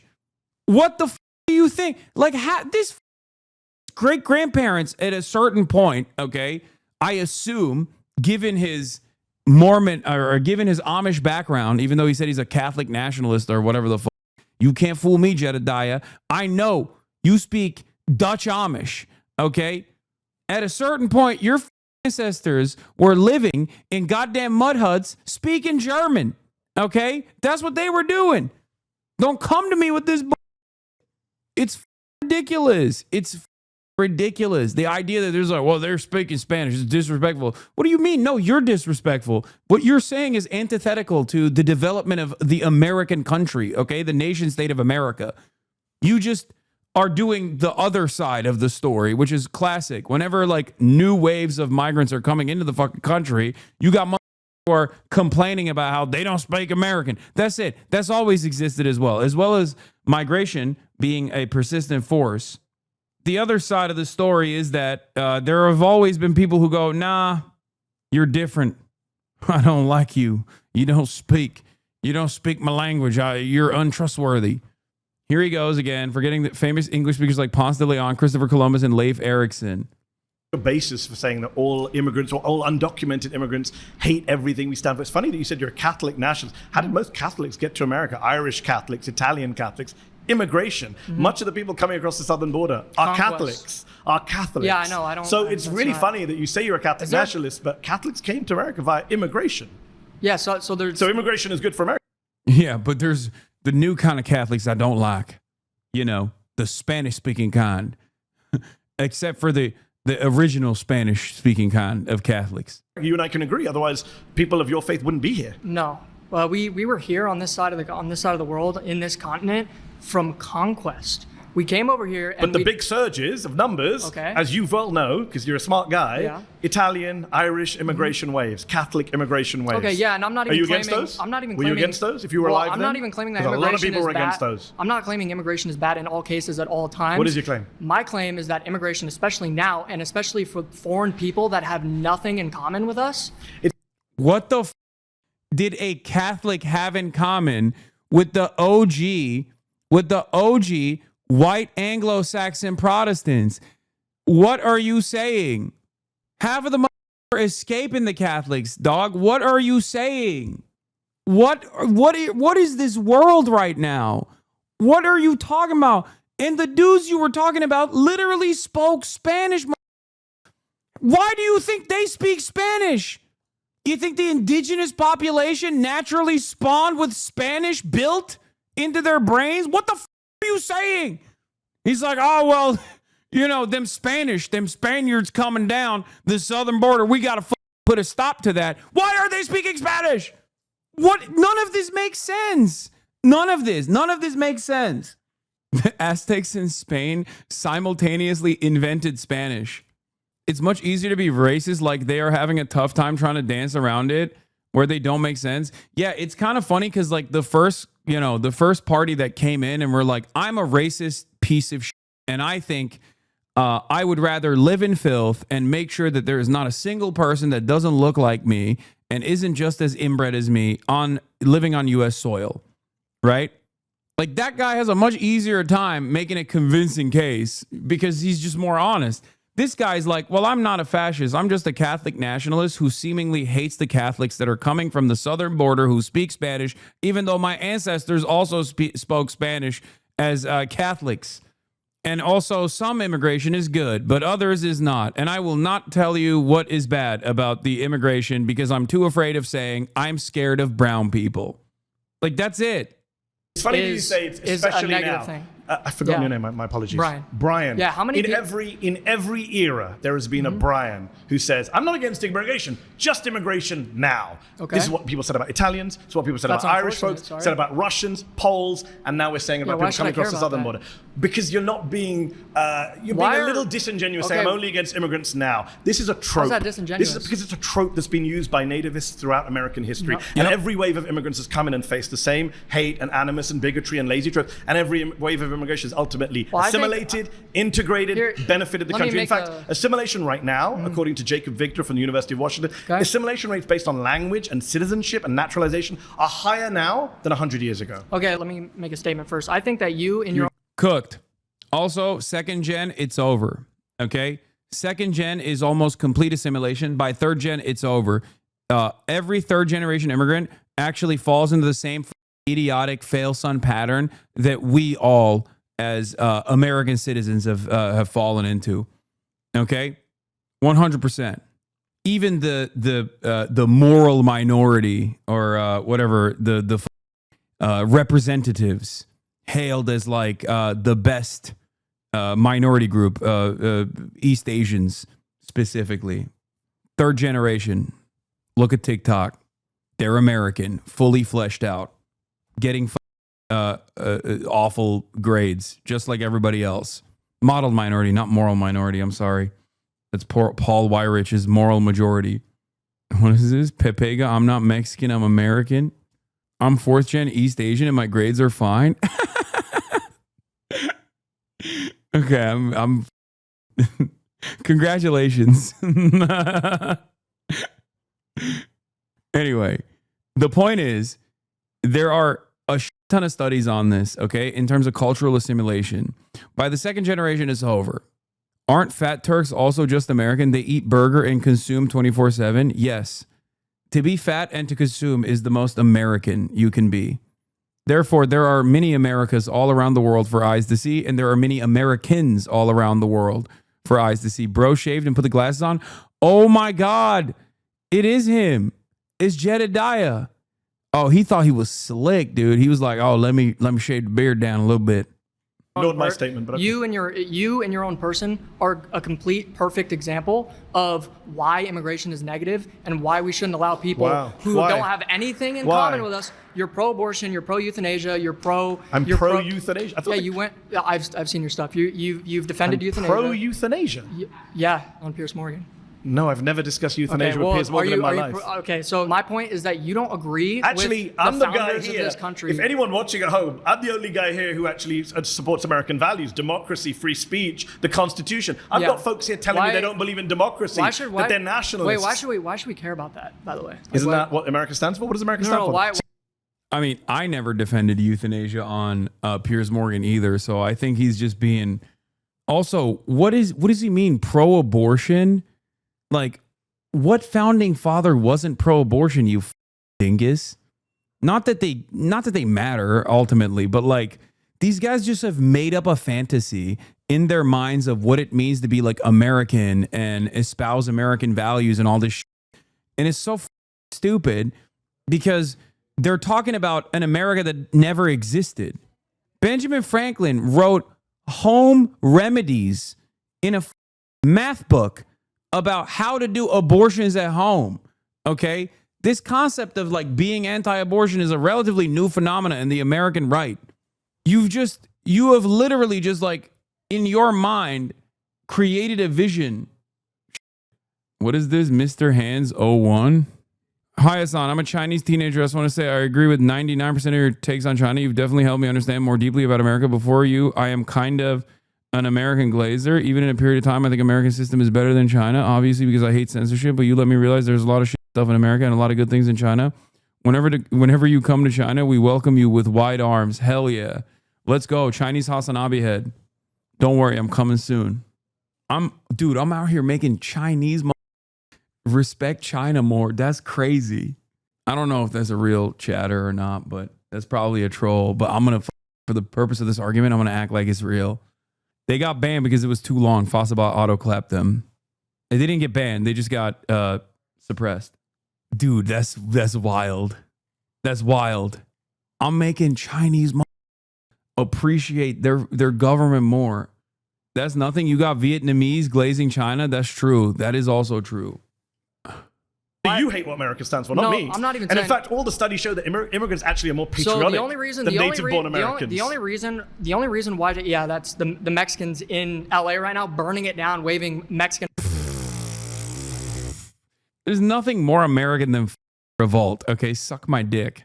There's nothing more American than wanting to defend your community against a fascist authoritarian, unjustifiably bringing in, unconstitutionally, mind you, mask-wearing thugs to rip apart members of our community from their homes at their place of business. Suck my dick, okay? Go back to Amish Town, man. Go back to Pennsylvania, bitch. Why are you in front of magical cameras speaking? Go back to churning butter, Jedediah. What do you mean? LA is burning. They're burning LA. You're in LA. They flew your bitch ass out to chirp. Is it burning? LA's being burned down? Please don't send us back to the country that we're waving the flag of. I've been in LA for a few days. I didn't see anything burned down. Yeah, I know the riots have ended. That's because Trump sent. But if it's burned down, where's it all burned down? I haven't seen it. I've traveled around all of LA. You said LA was burned down. LA is 500 square miles. It's not a figure of speech, actually. It's another false claim of yours. No, they're burning. I support euthanasia. LA's burned to the ground. Bro, just immigrants listen, hate what we stand for. Okay, so. What is this? Ask Murad about Mr. Hands. I'm reading a KT document written by him. I don't know what you're saying, but you're annoying me, so I'm going to give you a week off. I'm super relaxed. So you're pro-abortion. But you're just saying one false thing after another. So you're pro-abortion, and I'm right? standing by my position. Immigrants are good for me. You're pro-abortion. You're an immigrant. I'm pro Roe v. Wade. Yeah, personally, I'm not pro-abortion. If you knew anything about me, you know. Roe v. Wade is. All right, pause. You've been voted out. I was going to say nice to meet you, Brian, but I guess not.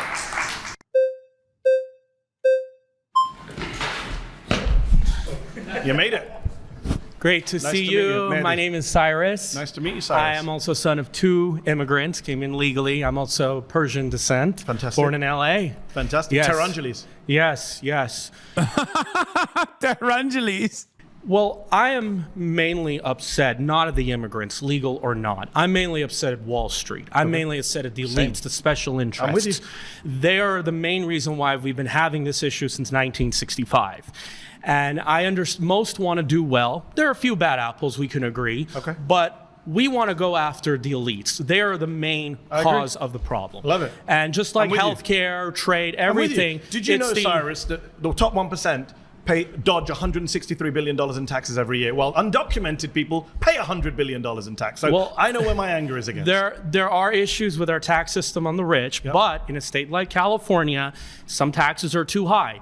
I used to live here, It's a now I different live debate. in Las Vegas. Different debate. Okay. I'm saying immigration is good for it America. depends on the People tax. like you and me overall are good for America is what I'm Okay, saying. but it depends on how it's done. Yes. It depends on how it's And done. how it's been done so for the US is I'm not blaming the housing crisis on immigrants, No, and you'd be not wrong on too. wages, And you'd be but wrong too. in a state like California that doesn't build enough homes Yep. and they're bringing immigrants in, you have to increase supply of housing. agree. Okay. I agree. But this is where our anger is at the political class. I agree. The Democrat Party used to have a different stance on immigration 15 years ago. Bernie Sanders, Hillary Clinton. I'm not a fan of that. I'm not here to defend different Democrats. What I will say Okay, is well, that, that's our anger What I will at. say is that everyone here actually does think immigration is good for America. Everyone here uses an iPhone designed by an immigrant, is on Gmail Fair point. designed by an immigrant, is is on a YouTube show. But you this guys is- all came to a YouTube show founded by an immigrant. You wouldn't Fair be point, here. but that's if it a wasn't for tiny an immigrant. minority, So though. you all love immigrants, whether you Mhm. like it or not. Okay, but it is a taboo subject. Should we be concerned about the demographics? So no. Anglo-Saxon, European American, 0% of America, it doesn't matter. Are they 0% of America? Well, let's say if it becomes 0%, it should not worry. They're not going to. Why are you bringing weird hypotheticals? But there has to, I mean, they're still part of our country. There's culture. There's What do you? None of this matters, bro. You're doing it. You're doing that. Okay. You're Persian. Like you're Persian. Okay. What are you defending here? Who gives a? Why does anybody care about this? Like, oh, my Anglo-American heritage is going away. What the do you mean? You're American. Okay. That's your heritage. You're American. That is what makes you different than everybody else. What the is Anglo-American heritage, dude? Like a lot of these guys end up without realizing. I mean, it's even funnier because he's Persian. But like they just make an argument against miscegenation because that's the only way you can prevent that from happening. You understand that, right? The only way you can prevent like whiteness going away is by literally making it illegal to race mix. Because whiteness as a concept that is created is created around racial purity, okay? Proximity to blackness and I guess whoever else you consider to be like lesser than white. I mean, even Britain, like, I mean, it America's gone through concerns many me. demographic But it waves, concerns me when Britain is changing Britain and is- it's like Britain's they're been losing their changing for culture. years. But it's Who said losing they're their losing culture. Who Are says they? that? Are they going to try to? I'm what from are the they UK. gonna- I'm telling you, no one's losing their culture in the UK. London is going to be very little British in Who one says day. so? What's the plan? That's what we want to know. What's the You plan? just made that up. Have you been But to London? how do we know? Cyrus, have you been to London? No. So then maybe you shouldn't comment on places you don't know anything about. But what's the plan? I grew up in London. What's London's the a very general British plan? city. I was in London a few weeks ago. Okay. It's a very British I city. hope not. I understand that there are people in this audience that don't like me or you in this Yeah, country, they want and us I to leave. respect that. There's some. Why are white boys so open about their racism? Like, why are there dudes in the audience that are like, hell yeah, I don't want any of you here? Yo, they should not feel this safe, I think, under any circumstance. What's going on? Wokes, we got to pick up the slack here, Wokes. What are we doing here? What the is this shit? Like, woke is back. I think we need to remind people that woke is back. This is crazy. That don't even want me to date a blonde woman. They want to keep to their own, or ginger or whatever. I respect that, but there has to be a deal made. There's Idaho, there's Montana. They can go live in a homogeneous society. I don't believe in force, okay? And I believe that there has to be a deal made. And I think there. Dude, what is this guy saying? Bro, you're brown. You're browner than me. What is this guy saying? Hello? Hello? There are dudes back there who unironically are like, no, get the out, actually. Like, what is this argument that is like, well, there's too much. There's too much migration. Like, after me, we're done. Is that what it is? Like, he's like, it's done. We have too many Persians in the country. Is that what he's saying? God, I am fascinated with like how diverse the racist movement has gotten. You know that meme where it's like, racists don't give a what you are as long as you're racist as I feel like that's happening more and more every day. Except they do give a if you're, black or brown and racist. They just are just kind of saying like, good, keep saying the things I want you to say for now. There's upsides and downsides to diversity. There was a deal made. People have elections. They vote for elections. And right now, there's Donald Trump in the White House. Not someone I support, but people voted for him. Well, why did he get in mainly? Because we had 2016. Not sure we have time to get into that. 2016, There's a lot Bernie of reasons he got in. Sanders. Okay. Part of the reason he got in is that people in this room want people like me and you to leave, and they voted for him to try and make that happen. I'm not surprised. One of the Charlottesville marchers doesn't like me. And I've met those people. And I respect their views. You really shouldn't. Well, they're once. Huh? Bro, he thinks your existence on U.S. soil is polluting the gene pool. Why do you respect that? I think you should just respect yourself a little bit. Like, what? I respect the Nazi's Nazi attitude, even though he doesn't respect me. I respect that he wants me dead. What is happening here? How can someone be this cucked? A feral animal has better self-preservation skills than this dumbass here, okay? Respect racists and fascists is my advice to you. Well, they have their preferences. That's just, we can't change that.